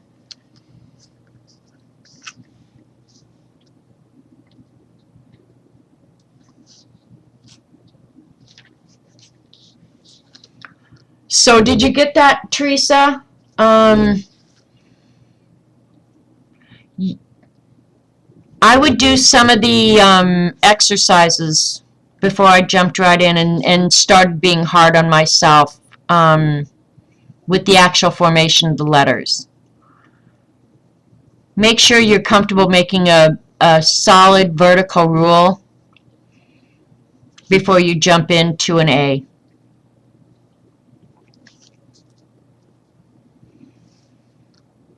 And of course, every alphabet has a different A.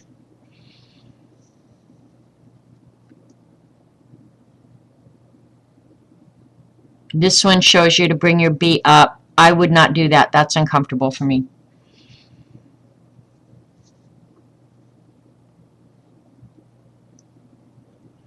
These are showing you to make some of your letters in one entire stroke.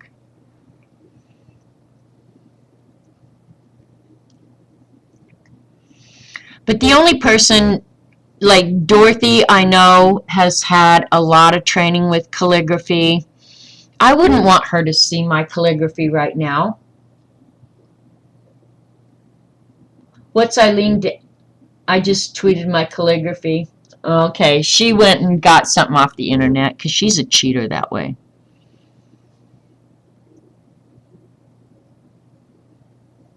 But really, the only thing I can say is this is something that is practice intensive. But if you give it time, you will see improvement. I believe that with all my heart. But just like drawing too, if you just make yourself do it, you will get better at it. And they tell you, you know, a certain position to sit at and have your back straight with your hands in these positions and stuff like that. I am so darn lazy. I rarely do that. But if I'm working on a project, I will absolutely make sure that my posture is right. And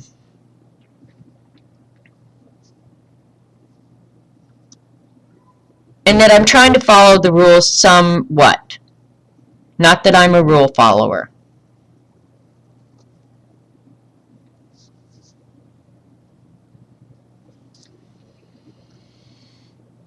So,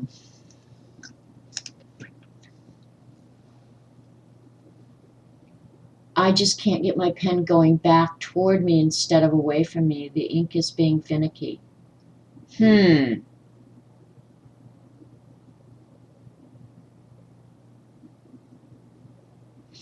Are you, Teresa, the only thing I can ask is, are you using the ink that came with the pen? Or did you load it up with something else? It could be that you've loaded up ink that is not compatible. Like I was saying earlier, do not put India ink in a fountain pen. I tried to tell you that in the email. Yeah, then you're going to be asking for trouble. And I'm having a little bit of trouble with this ink flowing, and I don't know if it's this Chinese ink or whatever. Ink can be finicky. But I've used this ink in a regular writing fountain pen and not had any trouble at all with it. And sometimes it's doing just fine, so I don't know.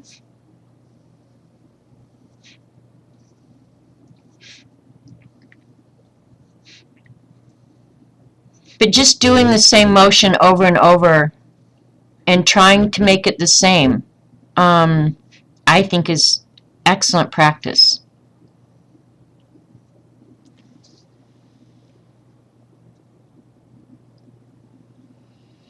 Feet flat on the floor, back right against the back of the chair. Yeah, sitting up straight. And I will say that does, I'm not sure that it helps your writing a whole heck of a lot, but it does prevent fatigue. So there's that. Okay, and earlier when we were talking about the height of the alphabets and the ascenders and the descenders, when they're talking about the width of the nib, I don't want to stick my arm in wet ink, so I'm going to put it like this. What they're talking about is to count 1, 2, 3, 4, 5. Okay, if they say that it's 5, your lowercase is 5, that's the way you would get that measurement. Only this one I kind of overlapped a little bit, so it'd be like,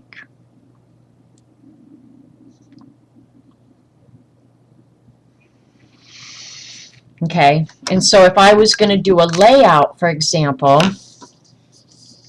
I would then measure that, okay, from there to there is, believe it or not, with this, and I think this was a wide nib or a broad nib, this is a B4, so italic B4 nib.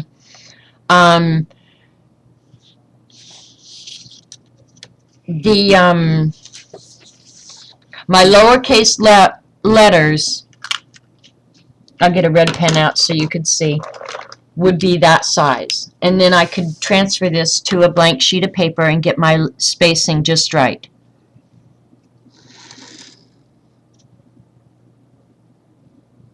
Dumbass, my ruler slipped.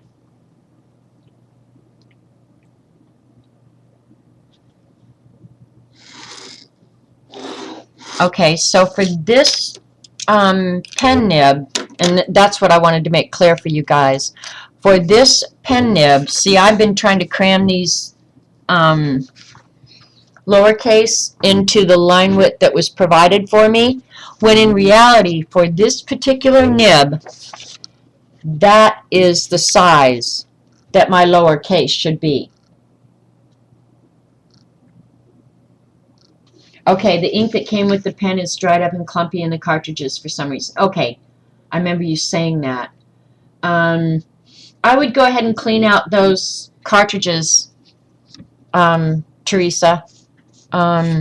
Just get all that junk out of there as best you can if you want to reuse those cartridges. Or, if you can, go ahead and order some new cartridges. That's what I would do.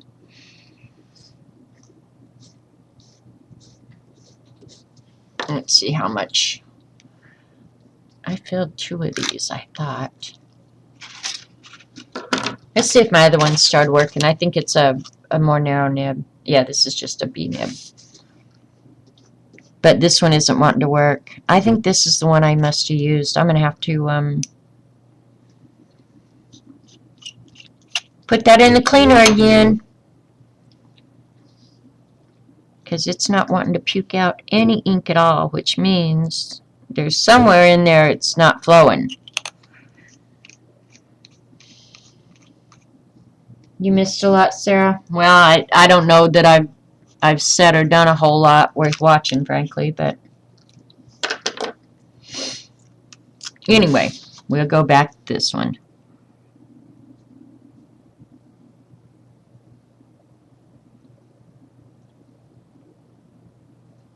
Okay, see, I'm more okay with that A now.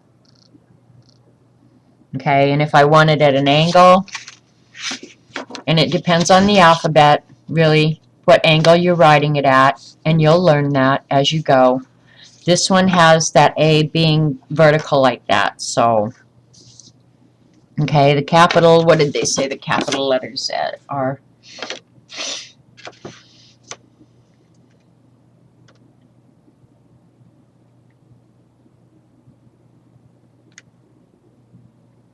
I'm just reading this real quick. The body of the letter is 5 width high. Ascenders and descenders add another 5. Capitals are 7. So,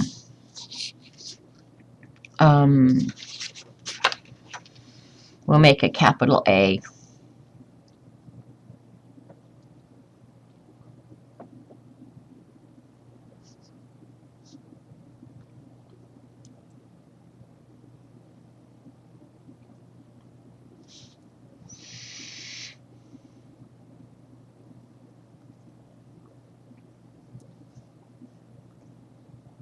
This one's bad.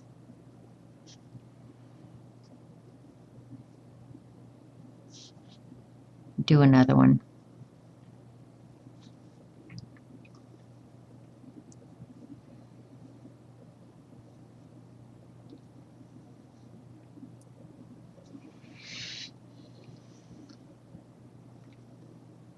And you guys, I know I'm bad, so, but I'm going to practice for the next few days, and I'm going to get better.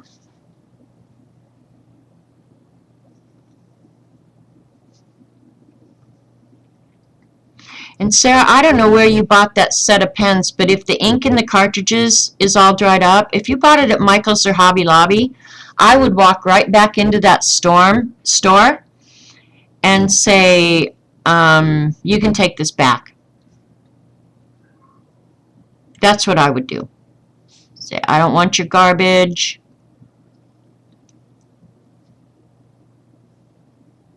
This B is going to be bad.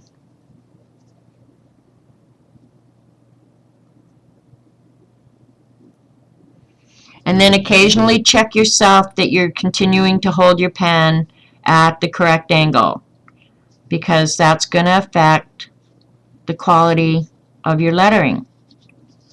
That one's pretty good. I like that one.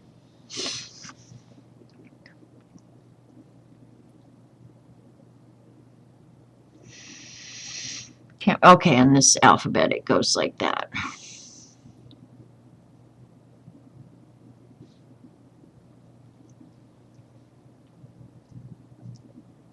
All right, my pen is running out of ink. And that's another thing, Teresa, make sure that your pen has ample ink.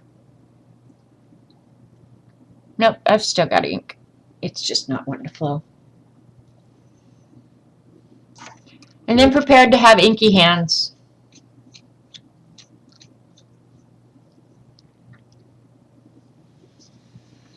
So I'm not going to force you into doing this all day.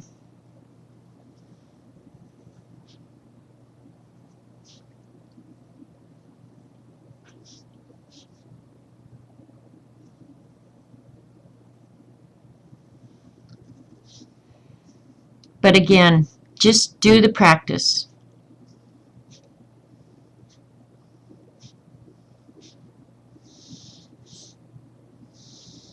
See how much better the verticals are when I pull my whole arm rather than using my fingers? Takes a little bit more control though. The worst thing you can do is try and do it with your fingers, really. And if you catch yourself doing it, really just chew yourself out. Because that's what I would do, just chew myself out. I'm going to put this other ink back in the, maybe I'll play with the dip pen again. Because I like dip pens. I love dip pens. Don't worry about the paper, just throw it away.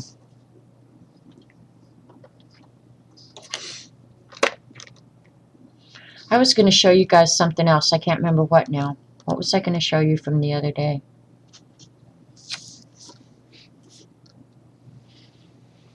You're good how my dip pen now doesn't want to flow ink. I should have had some water here. I'm going to go ahead and rinse this.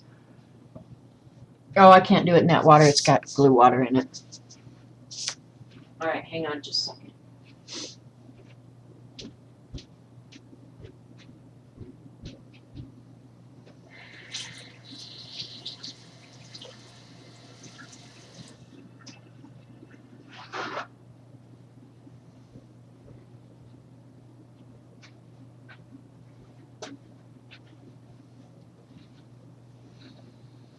And another thing, Tar Heel, Teresa, if your ink isn't flowing good, go ahead and take your pen apart and clean it. It could be that something's dried, because you'd be surprised how quick this ink dries.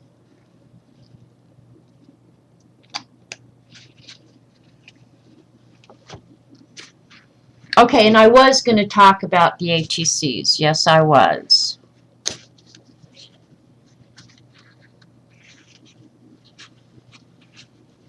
I'm not sure if I should do it as part of this stream. Hang on, you guys. I'm going to get some of this goo off this pen. I can tell that the pen's gooed up.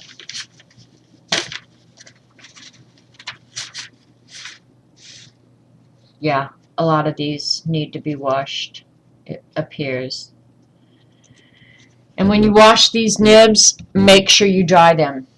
Some of them are made out of material that will rust. So, yeah, make sure you get them good and dry.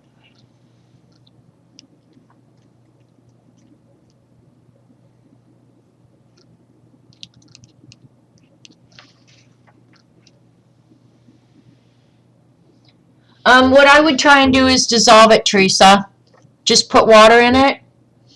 If you submerge those cartridges in water, say get a sink of water, submerge them and press them a little bit, or even just hold them under, the air will bubble out, and then just let them sit until the ink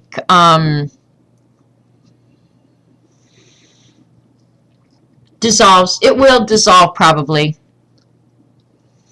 And I would, if my ink wasn't flowing good, what I would do is pull the pen apart and clean it.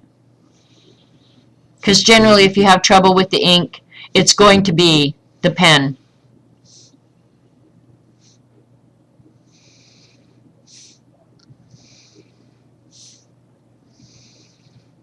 And the reason I'm doing long lines is so I can use my whole arm. It reminds me, use your whole arm, not your wrist or your fingers.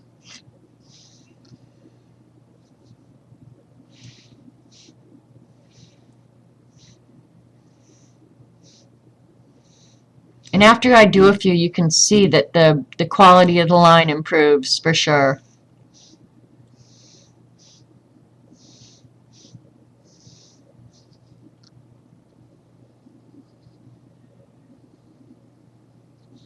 And I like to alternate my shapes. Circular with straight, because that's what your writing is in fact going to entail.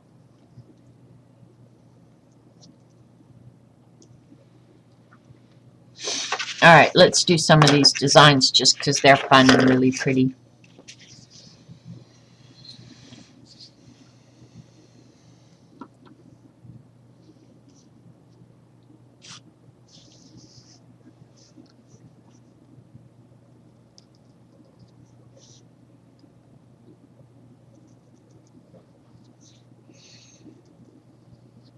I don't know how many of you guys have Netflix, and this has nothing to do with writing, but and I don't know why it just popped in my head.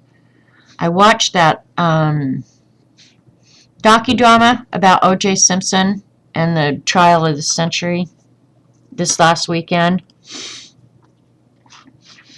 And of course I was an adult and had a job and everything by then, and I was in a job where I could actually watch it or listen to it on the radio. There was so much about that I had forgotten, because they just put it on Netflix, I guess. This is so bad. I'm not paying any attention. But I couldn't believe how much of that whole thing I had forgotten. That was a weird thing, because the whole country was spellbound when that was going on.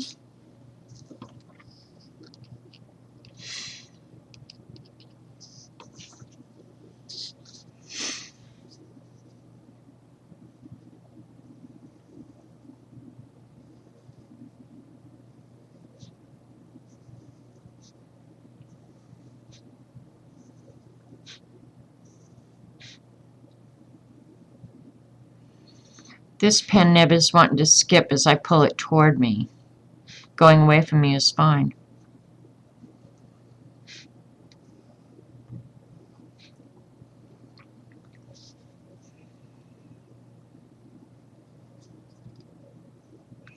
Yeah, this ink is drying very quickly on this nib, and that's my problem. So, yeah, The People versus O.J. Simpson. Yeah, that's the one I watched.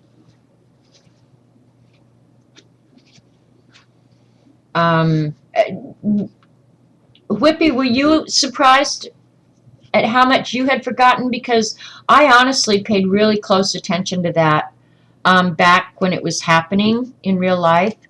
Um, yeah, I was really surprised how much of that I had just forgotten and why things worked out the way they did. But then I got thinking, what year was that? Was that in 1994? So that's a lot of years ago, I guess. It just doesn't seem like it to me that it could have been that long ago.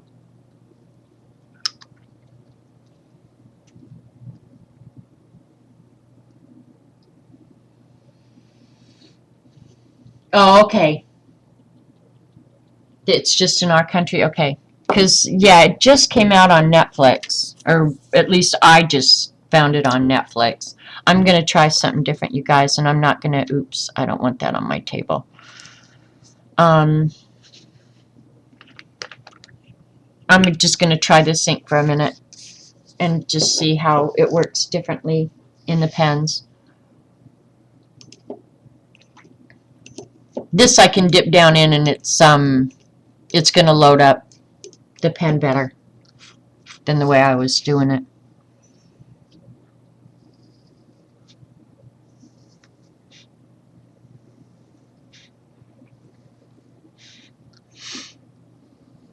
Diagonal lines are good.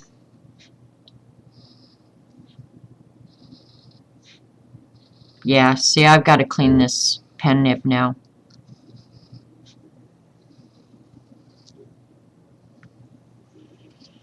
I actually like the way the fountain pen ink works better than the India ink. But for a project, use the India ink.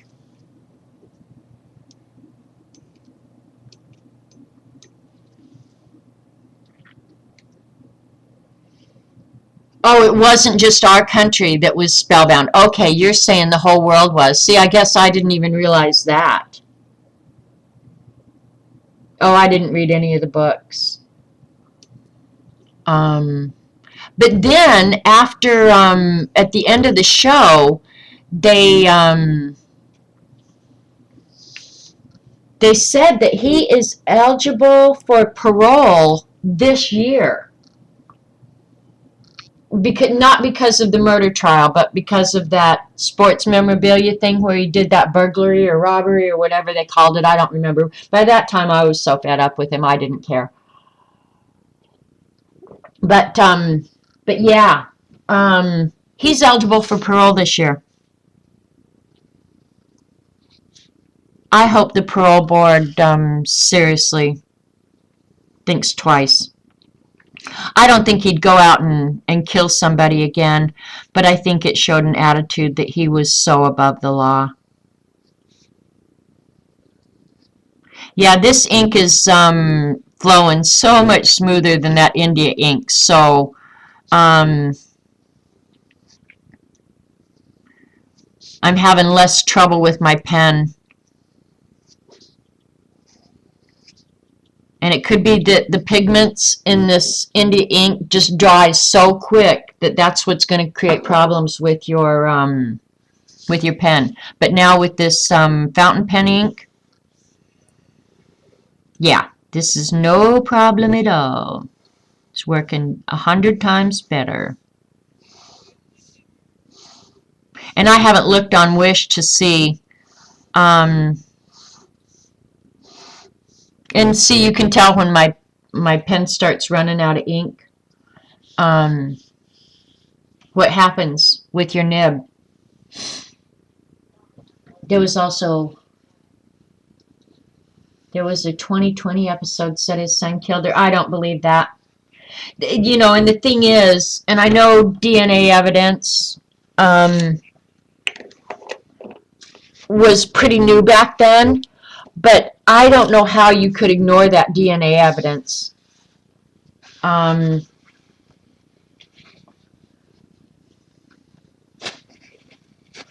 To me, just the DNA portion of it was so compelling. I couldn't imagine.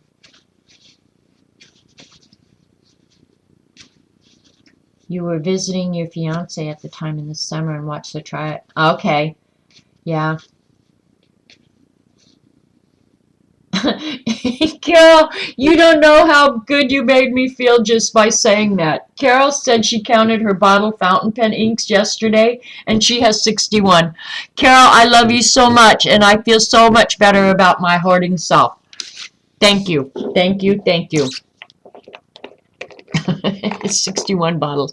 I can honestly say I don't have 61 bottles. I have a lot though, but I don't have 61. But there's some colors out right now that I really would like. But remember my promise, I am not buying any more supplies this month.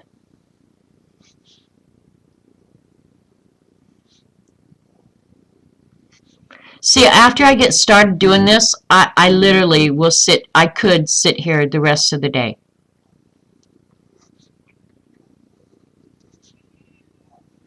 I don't know why I don't have a cook and a maid. That's what I want to know. Why is my life so miserable that I don't have a cook and a maid?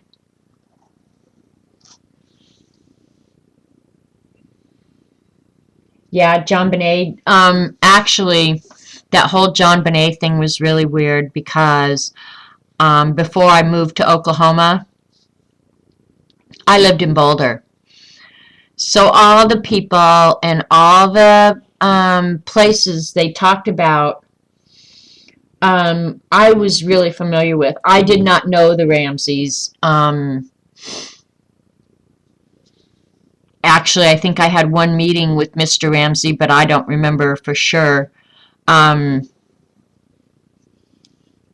but I had talked to him about my company's services at one time. They weren't big enough for us to serve, but I think I did have one meeting with him.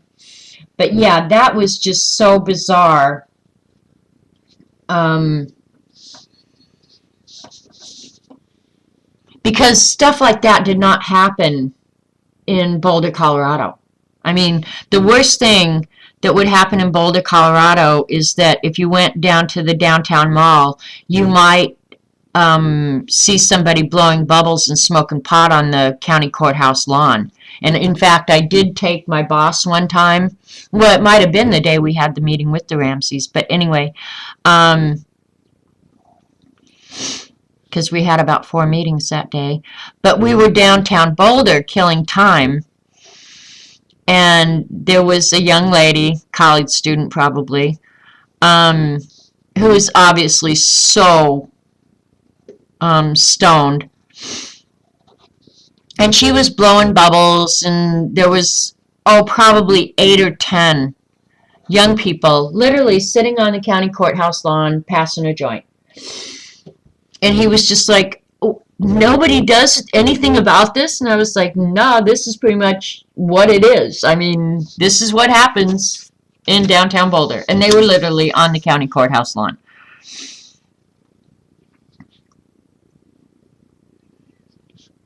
So, yeah, we'll never know about John Bonet.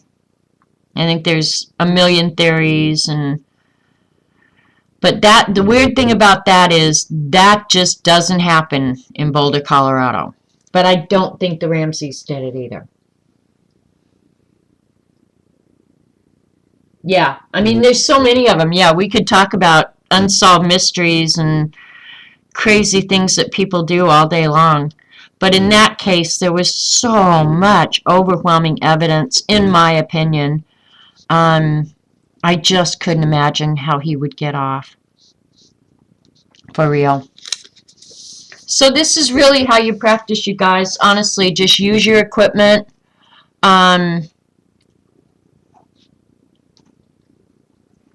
You can tell when your pen is running out of ink because it gets really scratchy.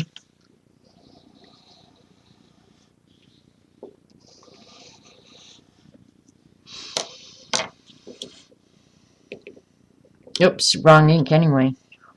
So yeah.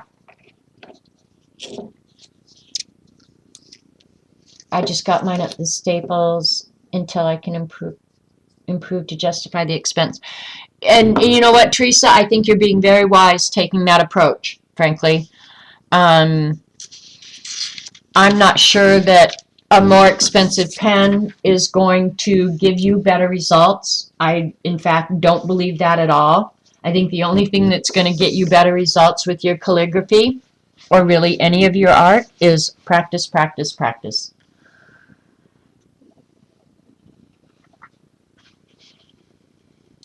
Yeah, good idea, good advice, Whippy. Carol just said that you can go to Goulet Pens and order sample bottles of ink so you can test it and see if you like it, and get a bunch of different colors that way. So that is a good way, in fact, to get ink. But just like anything else, budget it. You know, like if all you can afford is $10 this month, just do some research and spend your $10 wisely. And then be thankful that you had the $10 to do it. That's how I live my life. I try and be a very thankful, grateful person and accept what I can and can't do, but be very thankful for what I can. So there's another lecture for you today. I'm good at that, huh? All right, I'm looking at all the other junk I got out here. Most of it's all writing junk. It really is. Oh, I was going to show that book that Dee Dee was talking about, and Eileen saying, no, buy, buy, buy, buy, helps a heck of a lot. And see, I feel like, you know what, appreciate what you have. What did I do with that book? Here's the Joanne Sharp book that Dee Dee was talking about. This is a cool book. I like it too. It has nothing to do with calligraphy, so put your calligraphy junk away now. Hello, big old glare. That's better, hey? Get rid of that glare. If it gets too dark, we'll just have to deal with it. All right, here's the art of whimsical lettering, and I'm sure a lot of you have seen this. Bye, Whippy. But what Dee Dee was saying in chat a little while ago is, since so many of us have this particular book, and I don't know who enabled me to buy it, because all these women, every one of them, are the worst enablers ever, anywhere, at any time. They have to show you all their stuff, and then you have to go buy it. But what I'm saying is, don't. You know what's so amazing to me is when I look on the internet, there are so many resources out there that it's just mind-boggling. So before you go buy stuff, look on the internet. There's so much out there for free. So yeah, Dee Dee's saying we should pick a project out of this book, and I love lettering of any kind, whether it's calligraphy, whether it's brush. I would definitely love to get better at brush lettering, and I need some instruction. But I did watch a YouTube video of he didn't speak English. I think he was Japanese brush lettering guru on YouTube, and I wish I could have understood what he was saying. But he was amazing. So I need a lot more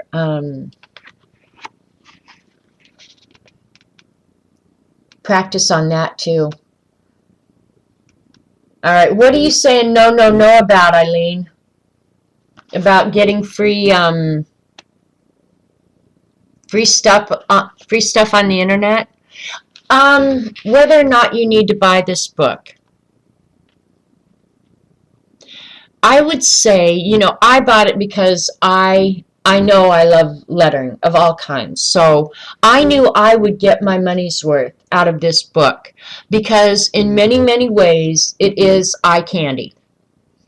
You know, and if you've seen it once, do you need to see it 100 times? I don't know.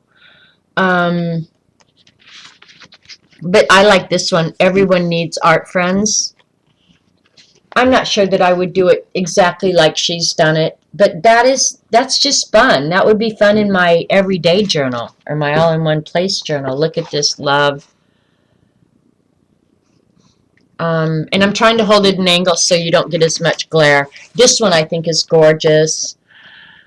Buy and send you the bill? Happily. If I could get away with that, Eileen, I would do that every day. I would buy everything and send you the bill. What's this little dude in here? Oh, this is the, I've had this book since 2014. This is the receipt for the book. So I don't know. It's hard for me to say, yes, it's worth it to buy the book. Here's some more alphabets. I don't know. I think your imagination could do every bit of this. You just got to free your imagination to dream this junk up. And I have every kind of lettering book, you guys. I have a hard time saying no to myself when it comes to books. And it's apparent when you come to my house because I dedicate a lot of space to nothing but books. Making signature alphabets. So I don't know. I hope Dee Dee does do a project out of this. This would be cool. Look at, that's a spray background, it looks like, with the letters actually cut out and used as a stencil. And then look, this is the reverse, okay? So, yeah, she just made her own hand-cut stencil. So that's cool. Eileen, would you let me do that? Could I order stuff and send you the bill? I have a big old order at Dick Blick ready for me right now that actually has the paper we need for that blender. So you should pay the bill on that one, I think. Be precisely where you are, what you are, who you are. That's good advice, eh?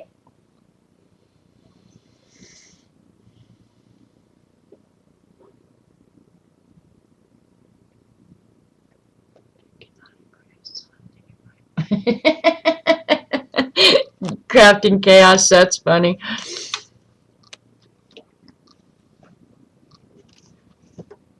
So I don't know. This is the book Dee Dee was talking about in chat just a few minutes ago. It's a great book. I like this too. Rather than always getting, like a clean sheet of paper, she's done lettering, and I'm sure practicing on book paper, like a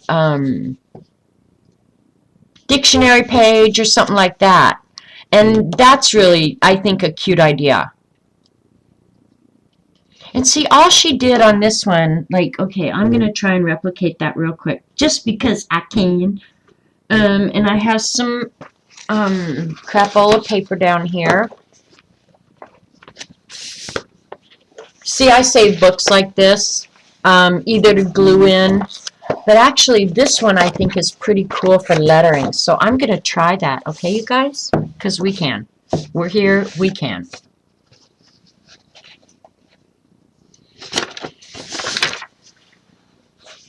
Alright, let me get one of those felt tip pens because she was using a felt tip pen.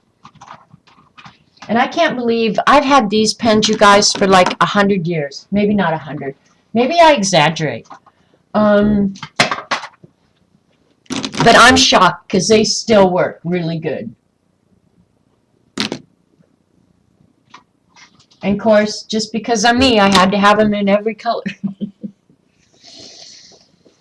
Alright, so what she did on this is took her green. I'll find a cool green. This is a good green.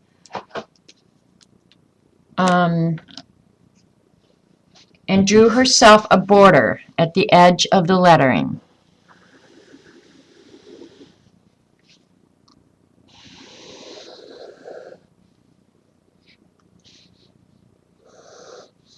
And I'm not sure what the importance of leaving those spaces were, but I'm going to leave the spaces much like she did.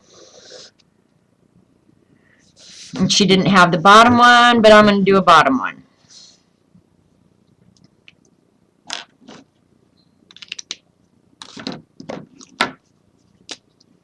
And then she did yellow, where she, oops, you guys can't see. I got too much stuff on my table, you guys. And then she had some, I think she's actually highlighting some words in here, but since I don't really care about highlighting any of this junk about level 3. And then periodically out here she has some yellow. We'll see how close I can come to doing what she did. Okay. She used the same green as her border, and I don't have the exact colors. 95 years. Exactly. It wasn't 100 years, it was 95.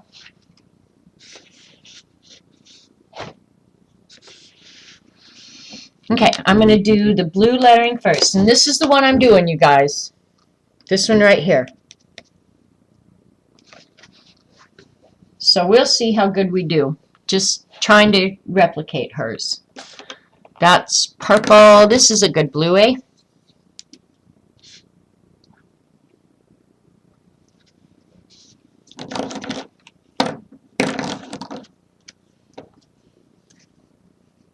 Which blue? I think they're the same blue, actually. My mother may have had one. This is pure blue. This is pure blue. Okay, so it must be a good blue. All right, we're going to come down about an inch and write the word lettering. She didn't use the broad, okay, she didn't use the broad nib, so I won't either.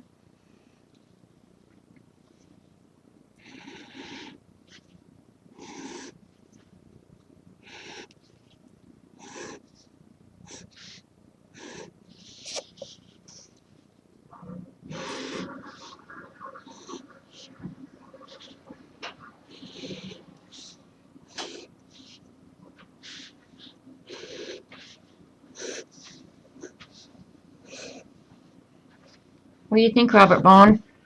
I think it's cold, very cold. I think so too.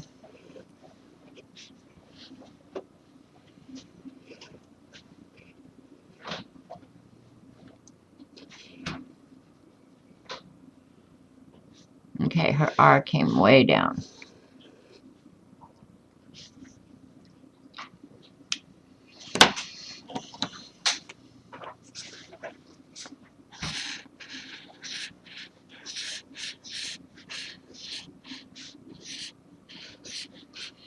And I think when you're doing something like this, you guys, you just have to totally give up the judgmenting. You know, like, you can't judge anything. You just have to go with it.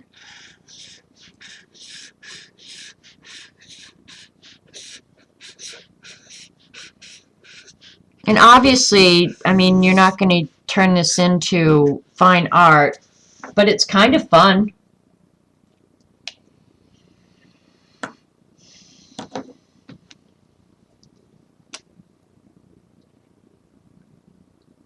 Yeah, these are just felt tip calligraphy pens.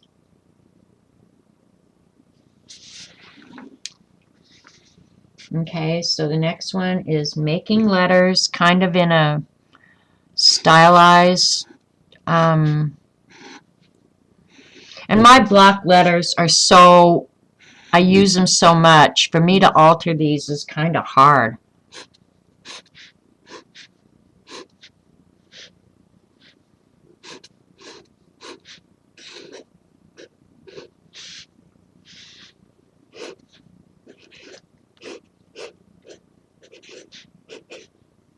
I got a little close there.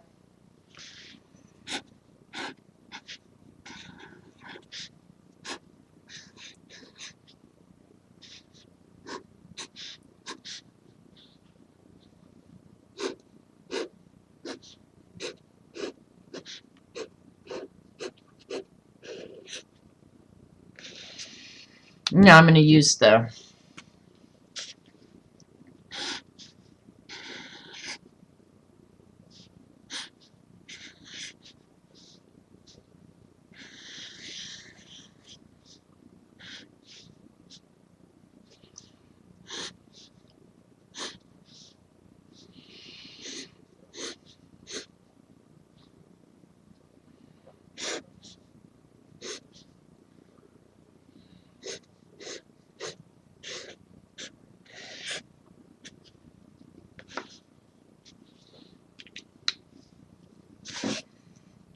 This is kind of fun. I like this, you guys.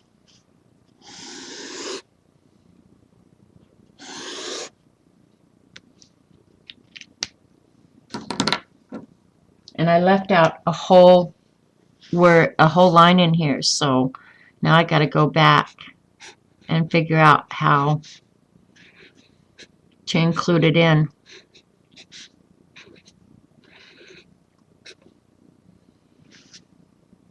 And she says act of. It's kind of hard to read, but I kind of like it.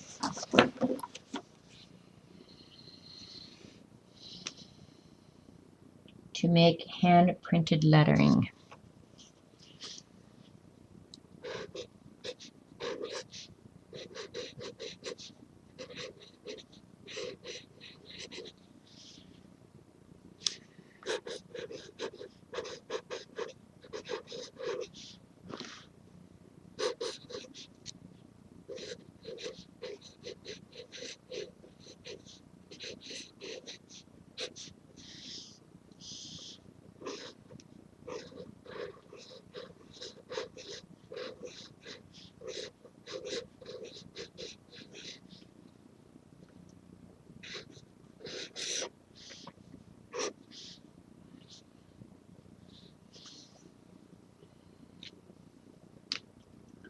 Why do you dot the E and not the I? Where did I do that? Oh, because I'm a retard. I don't know, Eileen. I thought that, I don't know. Not thinking. Here, we'll go back and do the I like this to make up for our stupidity. How about that? Duh! Alright, now here at lettering, I need 3 dots.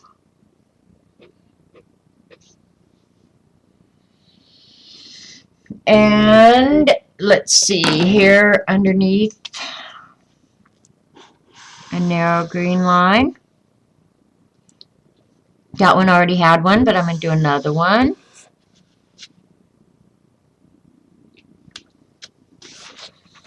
I don't know, for just a quick thing, that's kind of fun.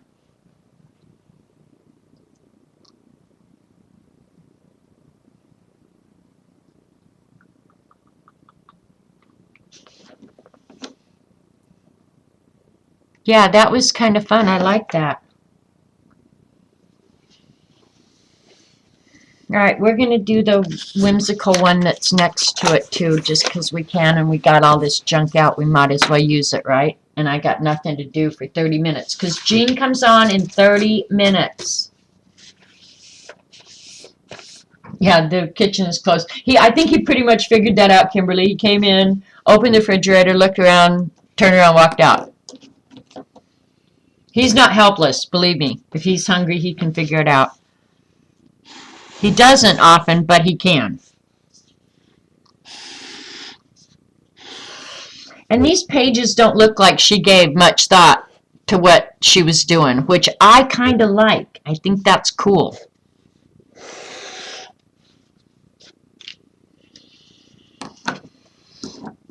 And I don't have like an orange, so yeah, we're going to do whatever. Alright. We're going to do whimsical.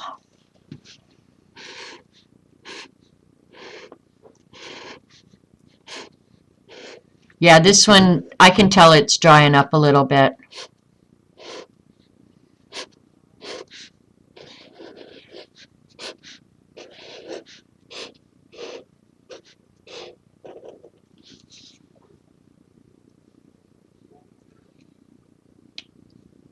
Whimsical.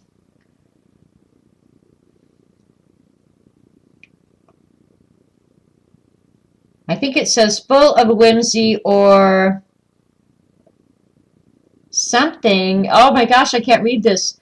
Out of the ordinary. An odd. Fancy, I guess. I don't know. It's really weird. I'll put it up so you guys can read. Can you read that? Is that a 1 period? like a definition. Maybe that's what it is. Okay, that's what it is. She's left whimsical out here, and it's a definition. Full of whimsy or oddly out of the ordinary. ODDLY. Yeah, I guess that's it. Out of the ordinary. An odd fancy. Well, there you go. Thanks, Carol. All right, so I want a color that I can work with the pink, but I don't have orange, so I'm going to go with, what am I going to go with? What am I going to do? We'll use the light blue, because I like blue and pink together. I like green and pink together, too. All right, we're going to put this in there. And then we're going to use this. I wish I had a nib size in between these two, frankly. So it's 1 period. And then just really messy, actually. Full.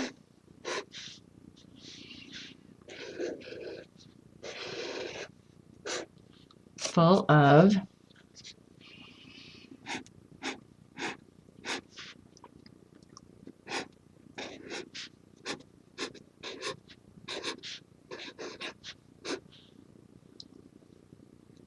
whimsy.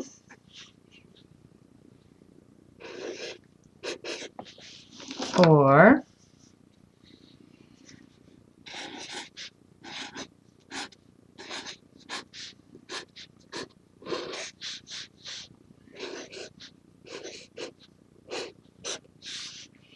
and my spacing isn't exactly like hers, so out of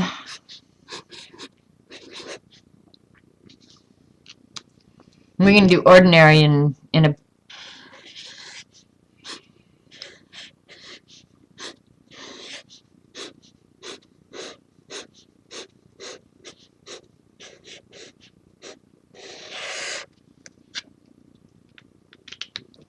sorry I'm out of screen, you guys, but I have worked myself into a serious corner here.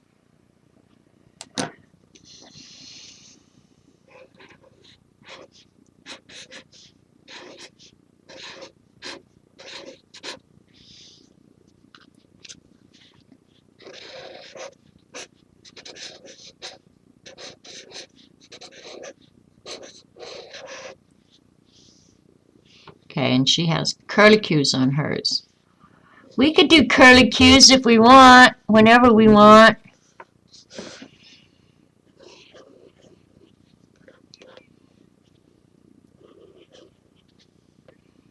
So we'll just put curlicues on all the ones that hang down, because we can.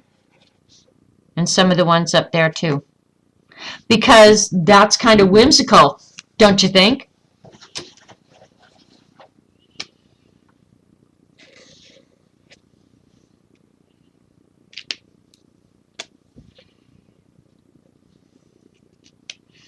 Alright, and then I don't have the orange, so I substituted it with the blue.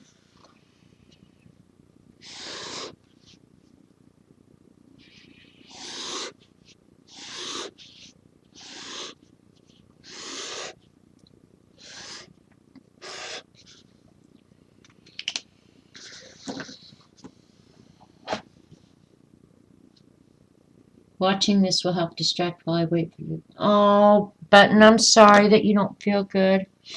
Button Addict is Monique. I'm trying to get myself to remember that, you guys. Alright, a color that will look good with blue and pink, I think, is purple. So we're using purple.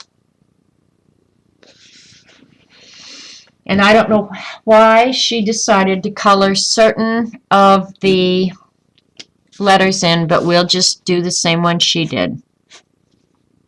And hopefully it will work.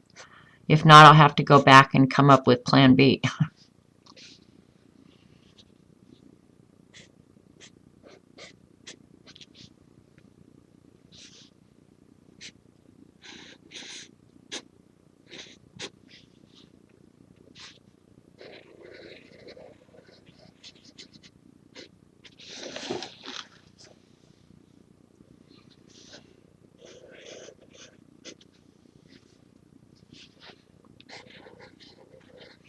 I think something like this really helps you to loosen up because you don't, like, I'm not worried about, is everything spaced evenly? Are my letters perfect? This is kind of fun. And I feel like I'm writing on garbage paper anyway, so I mean, I have zero to lose here.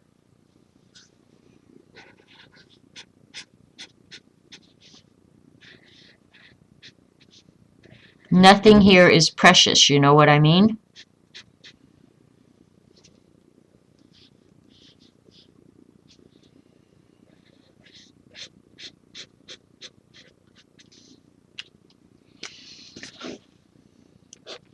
She doesn't have this, but I'm going to go ahead and just add it in because I can.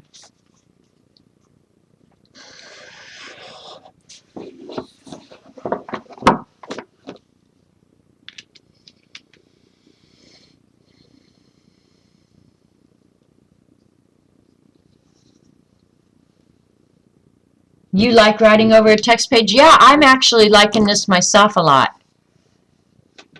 Plus, another thing I think is, you know, I may not like this one. Okay, this is her version of this. Obviously, very different of my version of this. But I think the more I do it, the more I would get, like where she went crazy with that F, the cross on the F. That is not something I necessarily do. But I think if I just loosened up and did this more, I could get in the habit of maybe being more whimsical, right? And making it funner. But then from here, funner is a word, by the way. I just made it up. You know, from here, I could go ahead and embellish this or decorate it any way I want really now, right? If I wanted to add, let's say I wanted more of that light blue in there.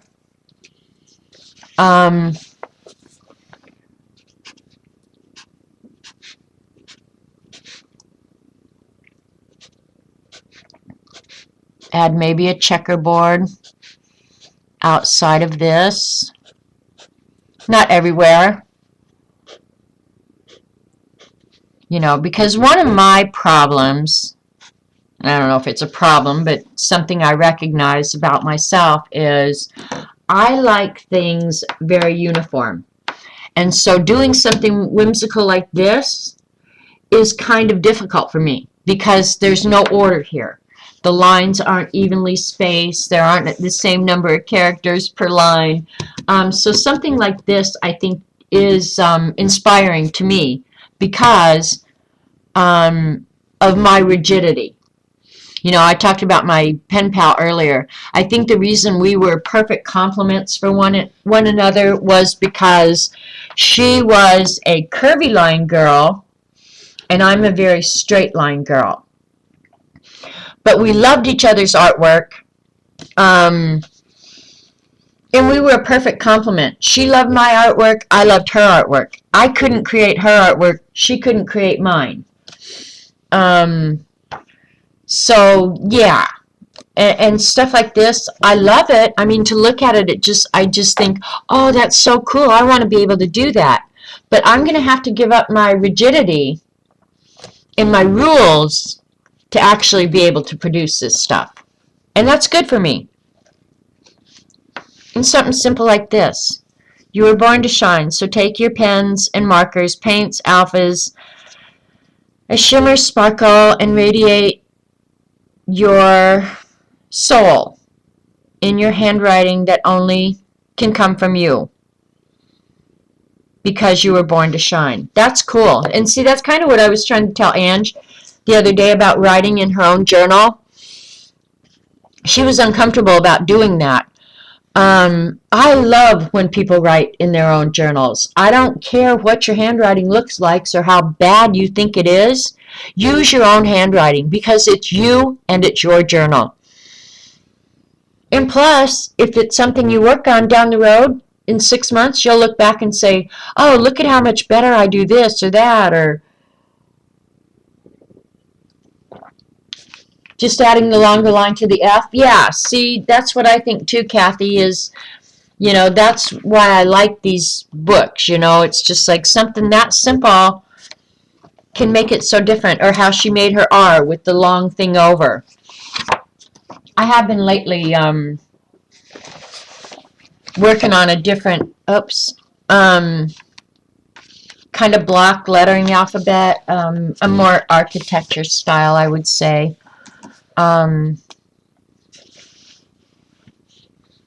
You know, you guys have seen it, where the letters are very elongated. Just for something different for me to do. You can't see that. That was a bad choice. Stupid.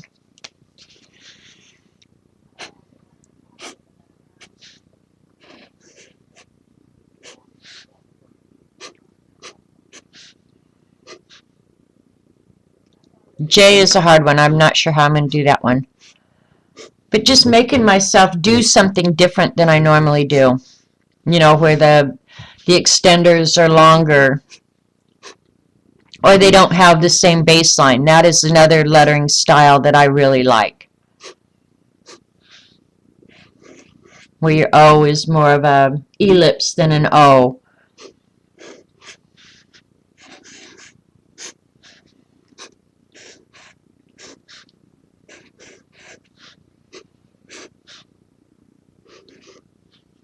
So, yeah, I love to mess with lettering.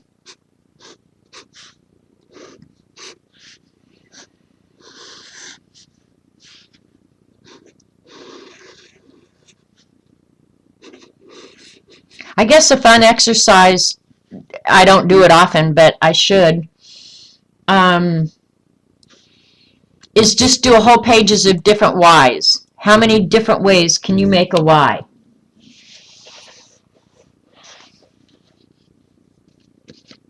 Okay, yeah, I will. Thanks for reminding me, Teresa. Okay, I'm going to stop the recording now, and then we can just talk about the ATCs. So if you watch this on YouTube, thanks a lot. Hope you learned something. If not, better luck next time. So I'll talk to you guys later. Bye.